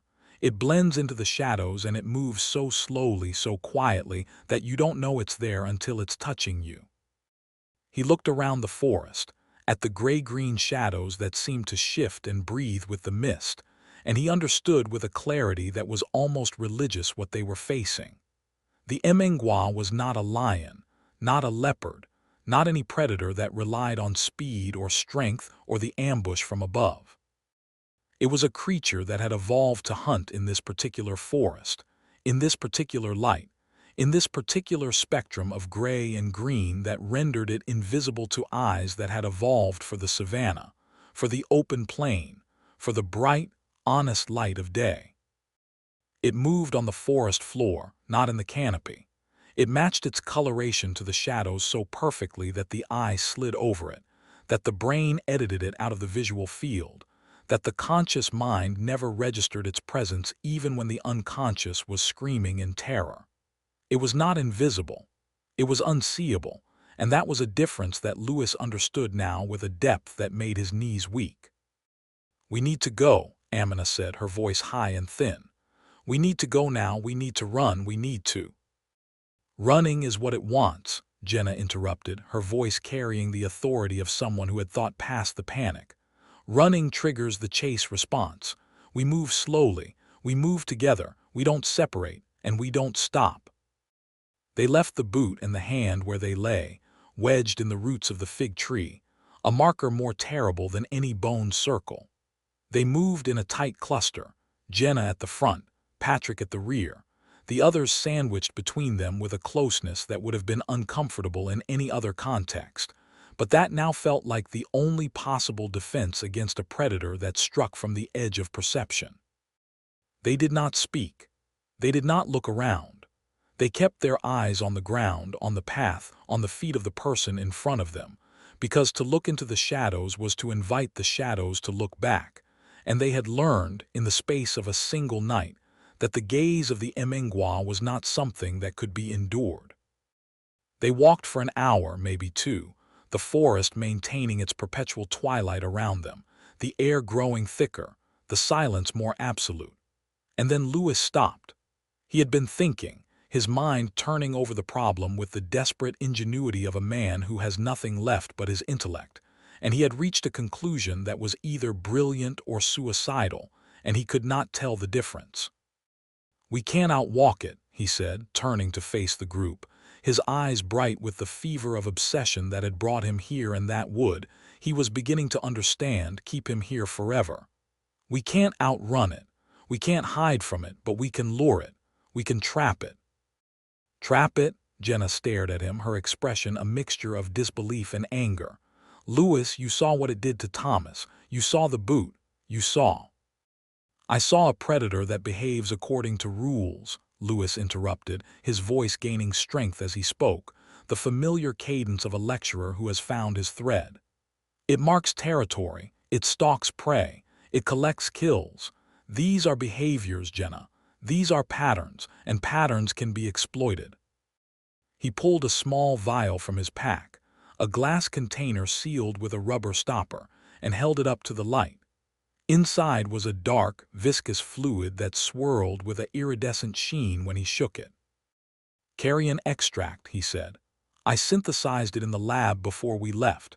It's a mixture of putrescine, cadaverine, and synthetic pheromones that mimic the smell of a fresh kill. Every predator in the world is drawn to it. Lions, hyenas, leopards, they can't resist it. They approach the source, they investigate, they linger. And while they're lingering, we can observe them. We can photograph them. We can. We can draw it right to us," Patrick said, his voice carrying a horror that was not simulated. "Lewis, this thing isn't a lion. It doesn't investigate. It doesn't linger. It kills." "But it kills according to rules," Lewis insisted, his voice rising, his hands trembling with the intensity of his conviction. "It stalks. It waits for the right moment. If we place the scent in a location where we can control the approach, where we can limit its angles of attack, we can force it into the open. We can see it. And once we've seen it, once we've documented it, we can." "What?" Jenna asked, her voice dangerously quiet. "Once we've documented it, what? It will let us go because we've filled out the proper forms. It will respect our academic credentials. Louis, this thing is not an animal. It's not behaving like an animal. And you are not thinking like a scientist. You are thinking like a gambler who has lost too much and is doubling down on a bad bet. The word struck Louis like a physical blow, and he felt the anger surge in him, the defensive rage of a man whose entire identity is being threatened. "I am a scientist," he said, his voice emerging as a snarl. "And I will not be told by a guide, by a tracker, by people who don't understand the first thing about ethology or predator behavior, that I can't." "Then do it," Jenna said, cutting him off with a gesture of disgust. "Place your scent, set your trap, but don't expect us to wait around while you commit suicide." She turned and walked away, her back rigid, her machete swinging at her side. Patrick and Amina exchanged glances, and then they followed her, leaving Louis alone in the green twilight with his vial and his obsession, and the footsteps that he could not hear but knew were there, always there, circling, waiting, patient beyond the capacity of any living thing. Louis placed the scent trap in a small clearing that he selected with the care of a man who has convinced himself that geometry can protect him from chaos. He poured the extract onto a flat rock at the center of the clearing, where the air currents would carry it in all directions, and he positioned himself behind a fallen log at the clearing's edge, his camera ready, his heart hammering with an excitement that was indistinguishable from terror. He would wait, he would observe. He would be the first human being to document the Mngwa in its natural habitat, and the glory of that moment would wash away the disgrace, the divorce, the decades of mockery. He would be vindicated. He would be immortal. He waited. The forest held its breath. The mist swirled in patterns that might have been wind and might have been something else, and the gray-green light seemed to thicken, to coalesce, to take on a density that pressed against Louis's skin like a physical weight. He checked his watch, though time had lost its meaning, and he checked his camera, though the battery showed full and the memory card showed empty. He listened. He watched. He waited. And then he smelled it. Not the carrion extract, which had a sharp chemical reek that was unmistakable, but something else, something that overlaid the chemical smell like a bass note beneath a melody. The smell of iron, the smell of lilies, the smell of the Mngwa, close enough to touch, close enough to kill. Louis raised his camera, his hands shaking so violently that the viewfinder blurred, and he peered into the clearing, searching for the shape that he knew was there, that his rational mind insisted must be there, because the smell was there and the smell did not lie. But he saw nothing. Only the rock, only the extract glistening in the gray light, only the mist, swirling, shifting, forming patterns that almost resolved into shapes before dissolving back into randomness. And then the rock moved. Not the rock itself, but the shadow beneath it. The patch of darkness that had been there all along, that he had looked at and dismissed, that his brain had edited out of his visual field, because it matched the color and texture of the forest floor too perfectly. It rose, not quickly but with a fluid grace that was more terrible than any speed could have been, and Louis saw it for the first time, truly saw it, not as a shadow or a rumor or a ghost story, but as a physical reality that occupied space and mass and intention. It was massive. That was the first impression, the overwhelming sense of scale that made his mind recoil from the attempt to measure it. It stood as tall as a lion at the shoulder, but its body was longer, lower, more sinuous, a muscular tube of brindled gray that seemed to flow rather than stand, to pour itself into shapes rather than hold them. The fur was not fur in the way that a lion's mane was fur. It was a dense, velvety pelt that absorbed light rather than reflecting it, a camouflage so perfect that even now, looking directly at it, Louis found his eyes sliding away, unable to maintain focus, unable to hold the image in his mind for more than a fraction of a second. The head was broad, almost flattened, with ears that were small and rounded and set far back on the skull. And the eyes were the color of old ice, pale and luminous, and utterly devoid of the warmth that characterized mammalian gaze. They were the eyes of a shark, of a reptile, of something that had evolved in a world where empathy was not just unnecessary, but was actively disadvantageous. The Mngwa did not look at the scent trap. It did not sniff the air or approach the rock or exhibit any of the investigative behaviors that Lewis had expected, that his models had predicted, that his years of study had prepared him for. It looked at Lewis. Directly at Lewis, its pale eyes locking onto his with a focus that was not predatory but was instead something worse. Evaluative, curious, the look of a collector examining a specimen, of a scientist observing a subject, of the watcher watching the watcher. And then it turned. It turned with a liquid motion that seemed to involve no muscles, no bones, no anatomy that Lewis could identify, and it walked away from the clearing, its tail, long, thick, ending in a tuft that was not a tuft but was instead a cluster of bristles that moved independently, like antennae, swaying behind it with a rhythm that was almost hypnotic. Lewis sat frozen behind his log, his camera forgotten in his lap, his mind a battlefield of contradictions. It had not attacked. It had not investigated the trap. It had looked at him and walked away, and the implications of that behavior were cascading through his consciousness with a speed that made him dizzy. The Mngwa had understood the trap. It had recognized the scent for what it was, not food, not a kill, but bait, a human attempt to manipulate its behavior. And it had rejected the bait not out of caution, but out of contempt, out of the supreme confidence of a predator that knows its prey so well it can afford to ignore their pathetic attempts at deception. And then Lewis heard the screams, not from the clearing, from behind him, from the direction that Jenna and the others had taken, from the ravine that he had not known existed until this moment, a narrow cleft in the forest floor that dropped away into a darkness so complete it seemed to swallow the sound before it could travel, that compressed the screams into a thin, high wail that was more terrible than any volume could have been. Lewis ran. He ran without thought, without plan, without the scientific objectivity that he had cultivated over decades. He ran toward the screams, toward the ravine, toward the sound of terror that was the only thing the Mngwa truly hunted.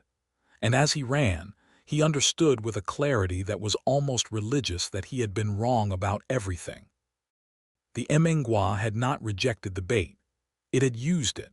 It had allowed him to place his scent, to occupy his position behind the log, to distract himself with the illusion of control, while it circled around him, while it herded the others, while it drove them into the ravine where the geography itself became the trap and the forest became the walls of the slaughterhouse. He was not the hunter. He was not even the prey. He was the instrument, the tool, the unwitting accomplice in a hunt that had been planned with an intelligence that surpassed his own, that played him with the ease of a master musician playing a child instrument. And now the music was reaching its crescendo, and the screams were rising in pitch, and Lewis was running into the darkness with no light, no weapon, no hope except the desperate, irrational conviction that he could still salvage something from the ruin of his ambition. The ravine was a slash in the earth, a narrow cut perhaps 3 meters across at the top and narrowing as it descended into a darkness that seemed to have no bottom. The walls were steep, nearly vertical, composed of loose shale and rotting vegetation that crumbled underfoot and sent showers of debris tumbling into the void. Jenna was clinging to a root on the near wall, her face white, her machete gone, her eyes fixed on something below. Patrick was on the opposite wall, higher up, his arms wrapped around a branch that looked too thin to support his weight. Amina was at the bottom, or near the bottom, lying on a shelf of rock in a position that suggested she was either unconscious or dead. And David was nowhere to be seen. "Where is it?" Lewis gasped, his chest heaving, his hands raw from scrambling down the ravine wall. "Where did it go?" "It's here," Jenna whispered, her voice barely audible above the sound of his own breathing. "It's always here, we just can't see it." And then Lewis felt it. Not saw it, not heard it, but felt it, the displacement of air, the shift in pressure, the sudden, terrible knowledge that something massive was moving in the space beside him. Something that had been there all along, watching, waiting, allowing him to reach the bottom of the ravine before closing the door. He turned, too slowly, his body reacting with the sluggishness of shock, and he saw the gray shape detach itself from the wall of the ravine, not climbing down but flowing along it, its claws finding purchase in crevices that were invisible, its body pressing against the shale with a flatness that seemed to defy gravity. It moved with a sickening, fluid grace, its muscles rippling beneath the brindled fur in waves that suggested not effort but relaxation, the casual power of a creature that had never known physical limitation. "Run!" Jenna screamed, though there was nowhere to run, no direction that did not lead deeper into the trap. "Lewis, run!" But Lewis could not run. His legs were frozen, his mind paralyzed by the proximity of the thing he had spent his life seeking, the reality that was so much worse than the fantasy, so much more terrible than the myth. He looked into the pale eyes, and he saw his own reflection there, tiny and distorted and utterly insignificant, and he understood that the Mngwa was not looking at him as prey. It was looking at him as a source, a well of potential, a reservoir of the sound that it craved. It wanted him to scream. It wanted him to shriek and beg and cry, to produce the particular vibration of terror that was its true nourishment, and it was willing to wait, to prolong the moment, to extract every drop of fear before delivering the final strike. The Mngwa opened its mouth. The jaw unhinged with a wet pop that echoed off the ravine walls, and Lewis saw the teeth, not the tearing canines of a leopard or the crushing molars of a hyena, but a uniform array of serrated blades, each one curved inward like the barbs of a fishing hook, designed not to kill quickly but to hold, to anchor, to drag. The tongue was long and black and rough, and it moved with a lapping motion that was almost obscene, tasting the air, tasting his fear, savoring the prelude to the feast. Lewis screamed. He could not help it. The sound erupted from his throat with a violence that tore his vocal cords, a high, continuous shriek that was not words but was instead the raw essence of human terror, the sound that Hitchens had written about, the sound that the Mngwa had been waiting for. And as he screamed, the creature moved. It did not leap. It did not pounce. It simply extended, its body elongating in a way that was not anatomically possible, its front legs reaching up the wall of the ravine while its hind legs remained anchored, and it wrapped its jaws around David, who had been there all along, clinging to a root just above Amina, and pulled. The sound was not a scream. David had no time to scream. The sound was the wet crunch of bone, the snap of vertebrae, the abrupt cessation of breath that marked the transition from living to dead in the space of a heartbeat. The Mngwa held David for a moment, its jaws clamped around the young man's torso, its eyes, those terrible, pale eyes, looking up at Lewis with an expression that might have been satisfaction, might have been anticipation, might have been the simple acknowledgement of a meal that had been properly prepared. And then it dragged him upward, not down into the ravine but up, into the canopy, into the darkness above, moving with a speed that was blinding, that left only a smear of gray, and the fading echo of a weight being dragged through branches that snapped and cracked and fell silent. Lewis screamed again, and the Mngwa somewhere above, somewhere in the darkness, listened and waited and hungered for more. The ravine became a tomb. That was the first realization that penetrated Lewis's shock, the understanding that the space they occupied was not a temporary refuge, but was instead a final destination, a channel cut by geological forces and predator intelligence into a shape that permitted only one outcome. The walls rose on either side, steep and loose, the shale crumbling at the touch, offering no handhold that would support the weight of a human body for more than a few seconds. The floor was a jumble of fallen rock and rotting vegetation, treacherous with hidden cavities and sudden drops, and the air was thick with a moisture that seemed to condense on the skin before it could be exhaled, creating a clammy envelope that reduced visibility to a few meters and reduced hope to nothing at all. Above, the canopy was a solid mat of green that admitted no light, that held the ravine in a perpetual gloom that was not quite darkness, but was instead the visual equivalent of suffocation, a green-gray twilight that made every shape ambiguous and every shadow potentially alive. Louis stood at the bottom of the ravine, his back pressed against the cold shale, his eyes fixed on the space above where David had vanished, where the branches still swayed with the passage of the thing that had taken him.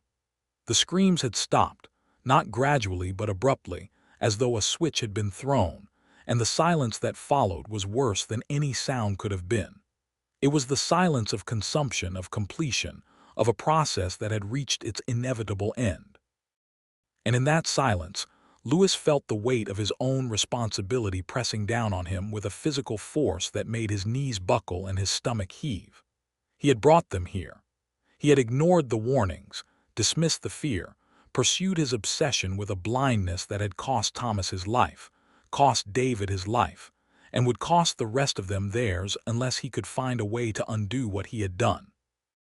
Louis, Jenna's voice cut through his paralysis, sharp and commanding, the voice of a woman who had not yet surrendered to despair. Louis, look at me. He turned. She was clinging to the wall opposite him, her fingers white with pressure, her face streaked with mud and tears and something darker that might have been blood. Below her, on the same shelf of rock where Amina lay unmoving, Patrick was crouched with a rock in each hand, his eyes scanning the canopy with a futile vigilance that was brave and heartbreaking in equal measure. They were 4 people now, or perhaps 3 if Amina did not wake, trapped in a space that measured perhaps 30 meters in length and 3 in width, with a predator above that knew the terrain better than they ever could. "We need to climb," Jenna said, her voice carrying the calm of someone who has reduced survival to its essential mechanics. "We need to find a route up the wall, any route, and we need to move before it comes back."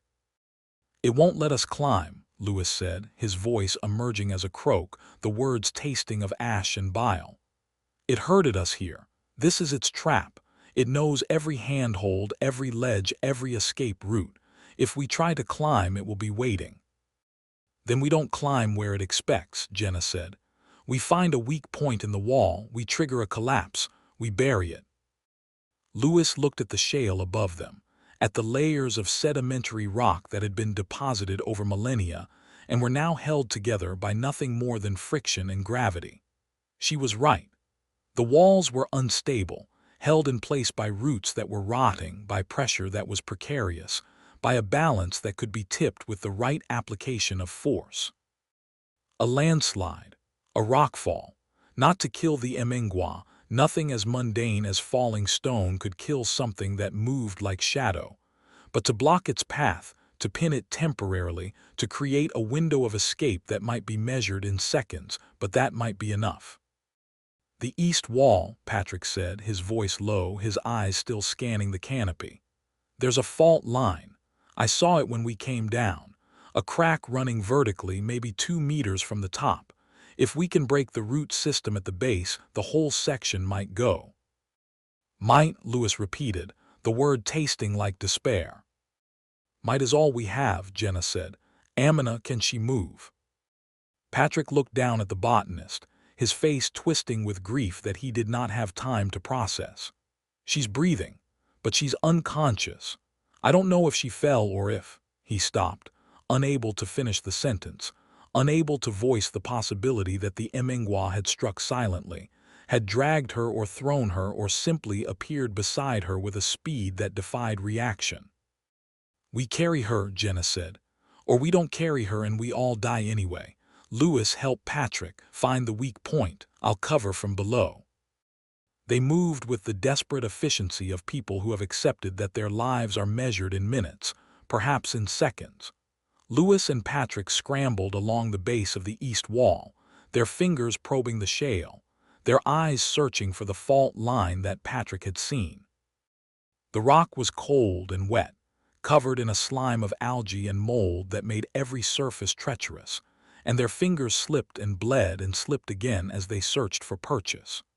The roots of the canopy trees hung down in a tangled curtain, some as thick as a man's wrist, others as thin as wire, and they wove through the shale like the fingers of a giant hand holding the wall in place. "Here," Patrick said, his voice tight with excitement. "Here, the crack." Lewis looked. The fault line was visible now that Patrick had pointed it out, a thin, dark seam running vertically through the shale, barely wider than a finger but extending from the base of the wall to a point perhaps 10 meters above. The roots around it were thin, desiccated, dead for years, and the rock on either side of the seam seemed to vibrate when Lewis touched it, a subtle tremor that suggested the whole section was held in place by nothing more than the weight of the moment. "We need to break the roots at the base," Lewis said, his scientific mind reasserting itself over his fear, reducing the problem to its physical components. "If we can sever the anchor points, the weight of the section above will do the rest." They used their machetes, hacking at the roots with a violence that was born of terror, each blow sending chips of wood and stone flying into the ravine. The roots were tough, fibrous, resistant, and each cut sent a vibration up the blade that numbed Lewis's hands and made his shoulders ache. But they made progress, slowly, agonizingly, severing one root and then another, widening the gap at the base of the fault line until the seam began to grow, to spread, to fill with the sound of grinding stone as the pressure above sought the weakness below. "It's moving," Patrick whispered, his eyes fixed on the wall. "Lewis, it's moving." Lewis looked up and saw that the section above the fault line was indeed shifting, a slow, inevitable tilt that was gathering momentum with each passing second. The roots higher up were stretching, snapping, releasing their grip one by one, and the sound of the rock beginning to fail was like the groan of a wounded giant, a bass rumble that vibrated in the chest and made the teeth ache. "Get back!" Lewis screamed, turning to run, to scramble, to put distance between himself and the collapse that was about to consume them. But the Mngwa was faster. It came from above, not dropping but flowing down the wall with a speed that was not possible, its claws finding purchase in cracks that were invisible, its body pressing flat against the shale with a gravity-defying ease that made a mockery of the laws of physics. It was on them before they could move, before they could scream, before they could do anything but register the blur of gray and the pale flash of eyes, and the sudden, overwhelming smell of iron and lilies that announced its presence with a sensory violence that was worse than any physical blow. Lewis saw it clearly for the first time, saw it in the full light of the ravine's gloom, and the reality of it was worse than any description could convey. It was massive, easily 300 kilograms of muscle and bone wrapped in that impossible brindled pelt, and it moved with a fluidity that suggested not effort but intention, not anatomy but will. The head was broad and flattened, the jaw distended in a way that was not natural, and the teeth, those terrible, serrated teeth, were bared in an expression that was not a snarl but was instead something worse, something that approached a smile. The eyes were fixed on Lewis, pale and luminous and utterly devoid of anything that could be called mercy, and Lewis understood in the fraction of a second before the strike that the Mngwa had chosen him, that it had been watching him since the first night, that it had been waiting for this moment not because he was the largest or the slowest or the most accessible, but because he was the one who had screamed, the one who had produced the sound it craved, the one who had fed it with his terror and was now ripe for the final harvest. The strike was not a leap, but was instead an extension, a reaching, the Mngwa's body elongating in a way that seemed to add meters to its length without adding mass, its front claws extending toward Lewis with a precision that was surgical. Lewis threw himself sideways, feeling the wind of the passage inches from his face, feeling the rake of claws across his shoulder that tore fabric and skin with equal ease, sending a spray of blood that painted the shale in a color that was shockingly bright against the gray-green gloom. He hit the ground hard, the impact driving the air from his lungs, and he scrambled backward on hands and knees, his mind reduced to a single, screaming imperative. Survive, survive, survive. But the Mngwa was not finished. It landed where Lewis had been, its weight crushing a boulder into powder, and it turned with a fluidity that was not animal, not natural, its eyes finding him again, its jaw opening, its tongue lapping at the air with a hunger that was almost sexual in its intensity. It wanted the scream. It wanted the sound. It wanted Lewis to shriek and beg and cry, to produce the vibration that was its true nourishment, and it was willing to prolong the moment, to play with him, to extract every drop of fear before delivering the final strike. "Lewis," Jenna's voice from somewhere above, somewhere distant. "The wall, the wall." Lewis understood. The rockfall, the landslide. It was still happening, still gathering momentum, the section of shale above the fault line tilting further with each passing second, the roots snapping like gunshots, the sound of grinding stone rising to a crescendo that drowned out even the Mngwa's wet breathing.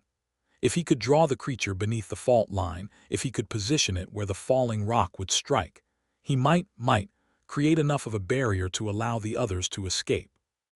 He ran, not away from the Mngwa but toward it, toward the base of the wall, toward the shadow of the collapsing section. The creature hesitated, its pale eyes narrowing, its head tilting in a gesture of confusion that was almost human, almost comical.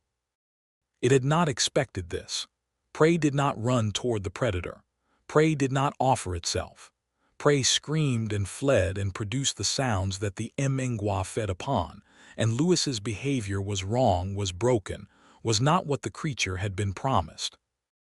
Lewis reached the base of the wall and turned, his back pressed against the cold stone, his face turned upward to where the section was tilting, about to fall.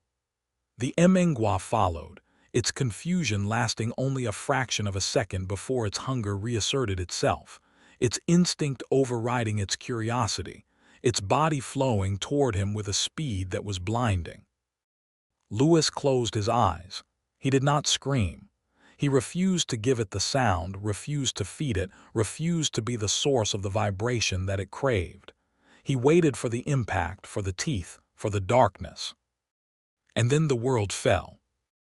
The section of wall collapsed with a sound that was not a crash, but was instead a continuous, grinding roar, a geological event that seemed to last for minutes though it was over in seconds.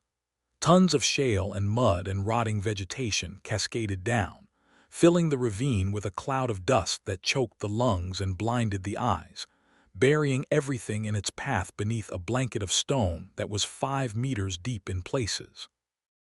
Lewis felt the wind of the falling rock, felt the impact of a boulder that missed him by centimeters, felt the spray of shattered stone that cut his face and hands like shrapnel.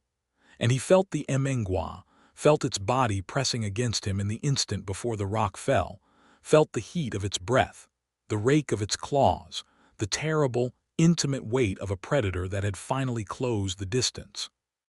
But the rock did not discriminate. It fell on Lewis and it fell on the Mngwa, and for a moment that was not measurable in seconds but was instead a geological instant, a fraction of eternity. The two of them were united beneath the crushing weight, predator and prey locked together in a tomb of stone that was indifferent to their identities, their ambitions, their fears. Lewis felt the air driven from his lungs, felt his ribs compress with a violence that made him see stars, felt the darkness close in not from outside but from within, a rising tide of unconsciousness that promised relief if he would only let it take him. And then the weight shifted. The Mngwa was moving beneath the rock, its body writhing with a strength that was inhuman, impossible, its claws scraping against the shale with a sound like nails on a blackboard amplified to the volume of a jet engine. It was not dead. The rockfall had not killed it. It had pinned it, perhaps had buried it, had slowed it, but it had not killed it, and Lewis could feel it moving beneath him, its muscles rippling against his back, its jaw snapping at the air inches from his neck, its pale eyes glowing in the darkness of the tomb with a luminescence that was not reflected light, but was instead generated from within, a biological lantern that marked its position in the blackness. Lewis scrambled free. He did not know how he found the strength, how his battered body obeyed the commands of a mind that should have been unconscious, but he pulled himself from beneath the rock, from beneath the creature, from beneath the crushing weight of his own mistakes, and he crawled into the open air of the ravine, gasping, bleeding, broken in ways that he would not understand for days or weeks or years. Behind him, the rock shifted again, and he heard the Mngwa scream, not the sound of a predator but the sound of something enraged, something frustrated, something that had been denied its meal by the mechanical intervention of geology rather than the worthy resistance of its prey. The scream was not a roar but was instead a vibration, a frequency that bypassed the ears and spoke directly to the nerves, a sound that made Lewis's bones ache and his vision blur, and his mind reel with the impression of something vast and ancient and absolutely furious. Lewis, Jenna was beside him, her hands under his arms, dragging him away from the rockfall toward the opposite wall of the ravine. Move, move now, it won't hold it for long. They ran. Or rather, they staggered, they stumbled, they crawled on hands and knees through the debris of the collapse, their bodies pushed beyond the limits of endurance by the simple, animal imperative of survival. Patrick was ahead of them, Amina thrown over his shoulder in a fireman's carry that must have been agony for his battered muscles, and Jenna was behind, her machete drawn, her eyes fixed on the rockfall with a vigilance that was futile and brave and necessary. They reached the far wall, the wall that had not collapsed, and they looked up at the sheer face of shale that rose toward the canopy, and they understood that they were trapped. The Mngwa was behind them, buried but not dead, and the wall was before them, unclimbable and unforgiving. "We need light," Jenna said suddenly, her voice carrying a strange, desperate inspiration. "Lewis, your pack, the flares, you brought flares." Lewis's mind, fogged with pain and shock, struggled to process the words. Flares. Yes. He had packed them against Jenna's objections, against the logic of a forest expedition where fire was more danger than protection. He had packed them because he was a scientist, because he was prepared, because he believed in the value of preparation.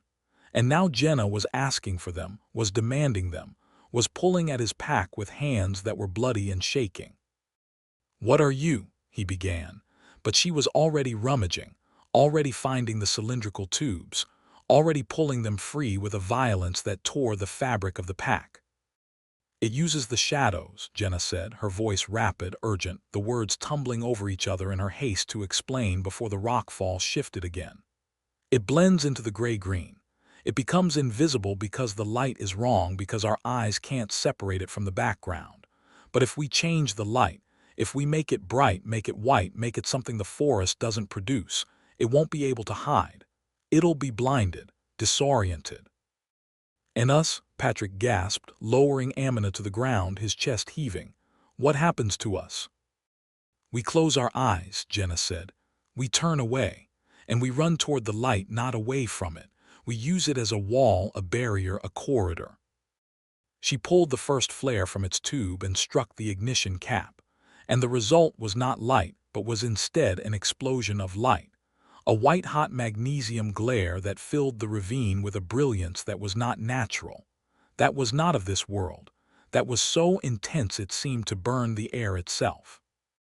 Jenna threw the flare toward the rockfall, toward the space where the Mngwa was buried, and the light hit the shale and reflected and multiplied, creating a wall of blinding illumination that turned the green-gray gloom into a noonday that was harsher than any sun.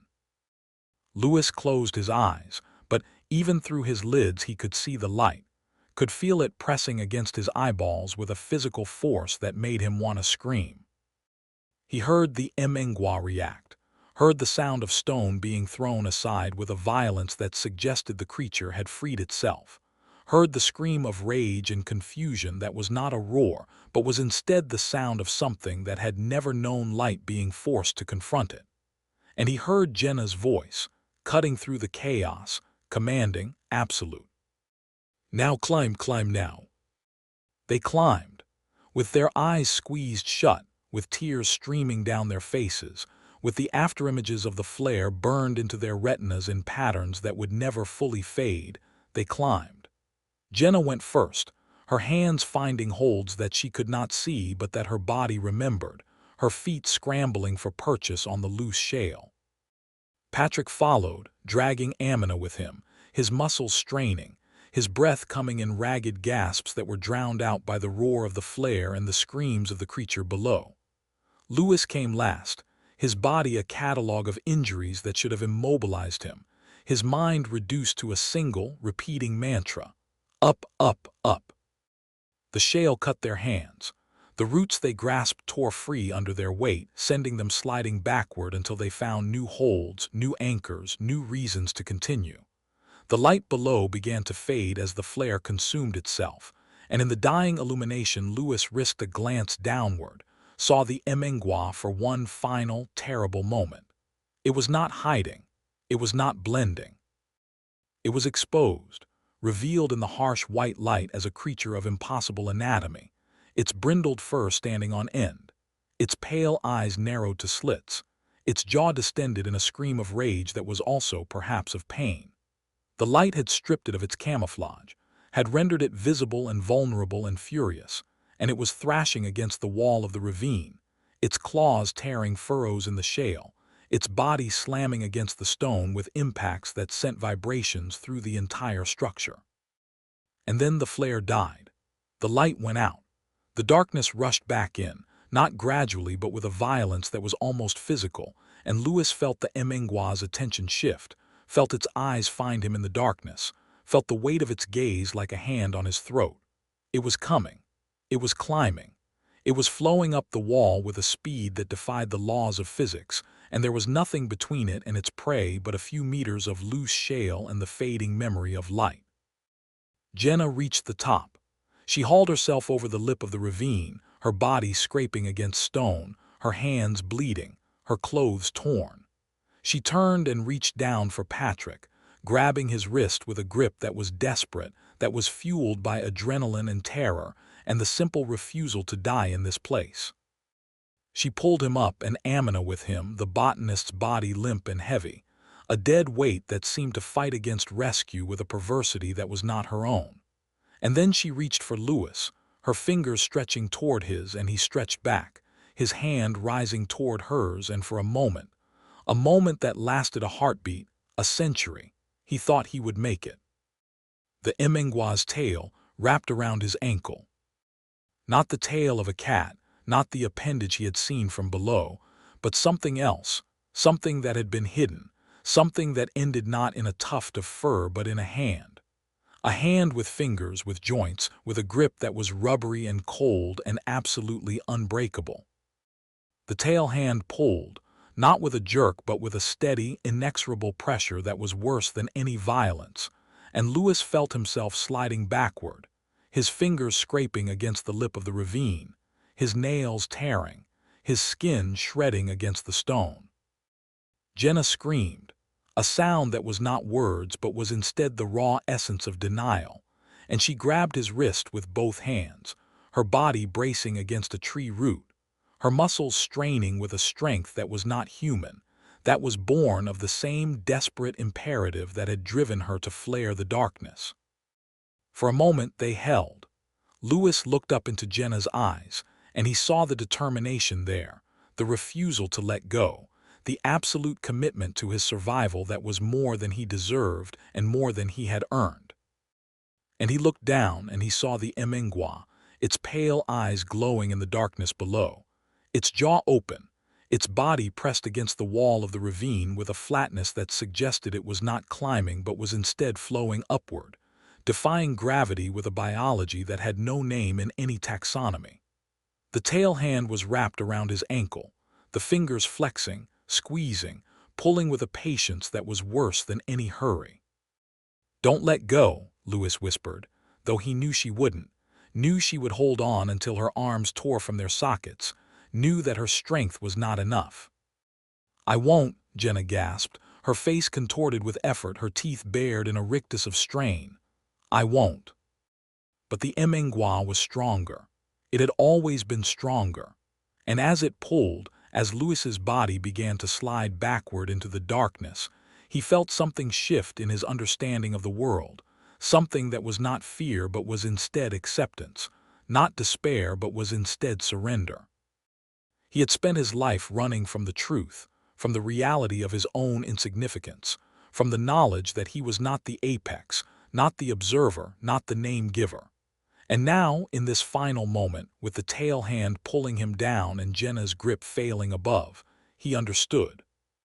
He was meat. He was prey.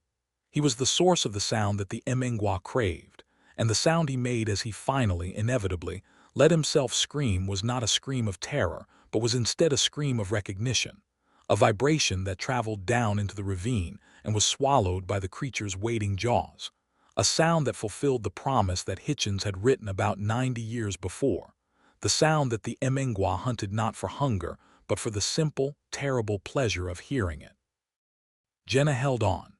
She held on until her shoulders dislocated, until her fingers went numb, until the skin of her palms tore away in strips that left the bones of her hands exposed. She held on until Patrick, recovered from his own shock, threw himself beside her and grabbed Louis's other wrist, and together they pulled, their bodies straining against the weight of the creature below, their muscles screaming in protest, their minds reduced to a single, repeating command: hold, hold, hold. And somehow, impossibly, they held. The Mngwa pulled, and they pulled back, and for a moment that was not measurable in time but was instead a negotiation between species, between worlds, between the living and the hungry, the balance held. And then the tail hand released, not because it was defeated, not because it was tired, but because it had what it wanted.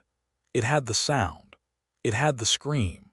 It had the moment of recognition that was its true nourishment, and it did not need the meat, did not need the kill, did not need to complete the transaction that Louis had been so desperate to avoid.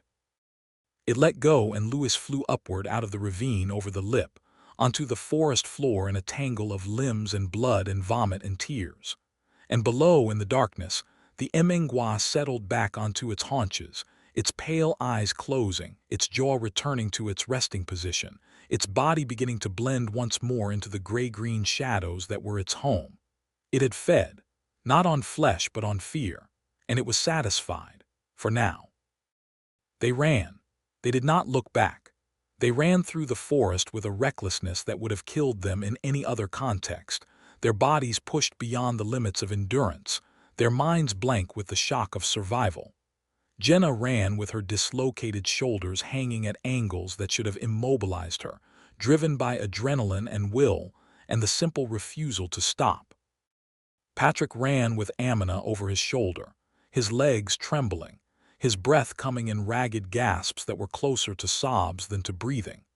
And Louis ran behind them, his ankle throbbing with the memory of the tail hand's grip, his mind a shattered mosaic of image and sensation that would take years to reassemble, if it ever could. They ran until the forest began to thin, until the canopy opened above them and the sun, the real sun, the honest sun, began to filter through in beams of gold that seemed to belong to another world. They ran until they could hear the river, not the black tributary that had led them into the trap, but the broad, brown expanse of the Rufiji itself, the waterway that marked the edge of the forest and the beginning of the world that humans had made. They ran until they burst from the tree line onto a mudflat that smelled of salt and decay and the unmistakable, glorious stench of the sea, and they collapsed onto the ground, their bodies shaking with the aftermath of exertion, their minds too broken to process relief. A fishing boat found them 2 hours later, a small wooden craft piloted by a man who spoke no English and who looked at them with eyes that held no surprise, only the weary recognition of someone who had seen the forest spit out survivors before and knew that they were not truly survivors, only deferred casualties. He ferried them to Kilindoni, to the hospital, to the clean white sheets and the fluorescent lights, and the world of order and causality that they had left behind what seemed like years ago. Amina recovered, though she would never speak of what had happened in the ravine, would never explain how she had come to be unconscious on the shelf of rock, would never meet Lewis's eyes again. Patrick returned to South Africa, to a life of quiet, private terror, to nights filled with the sound of claws on shale and the smell of lilies.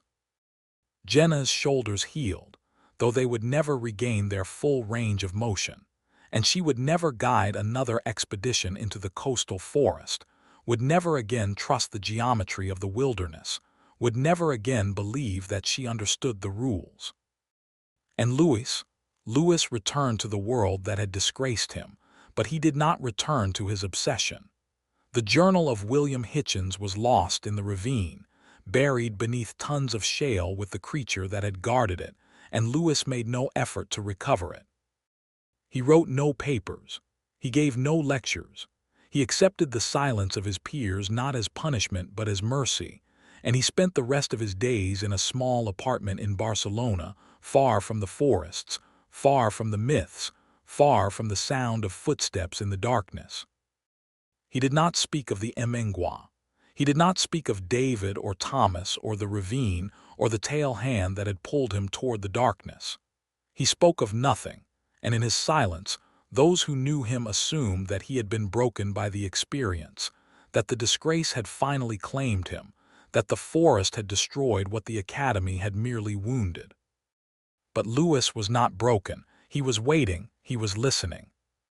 And on the nights when the wind blew from the east, carrying with it the smell of salt and decay and something else, something floral and corrupt that reminded him of funeral lilies left too long in a vase, he would sit by his window and look into the darkness and wait for the sound of footsteps that would never come, because the Mngwa did not hunt in cities, did not hunt in houses, did not hunt in places where the light was constant and the shadows were shallow.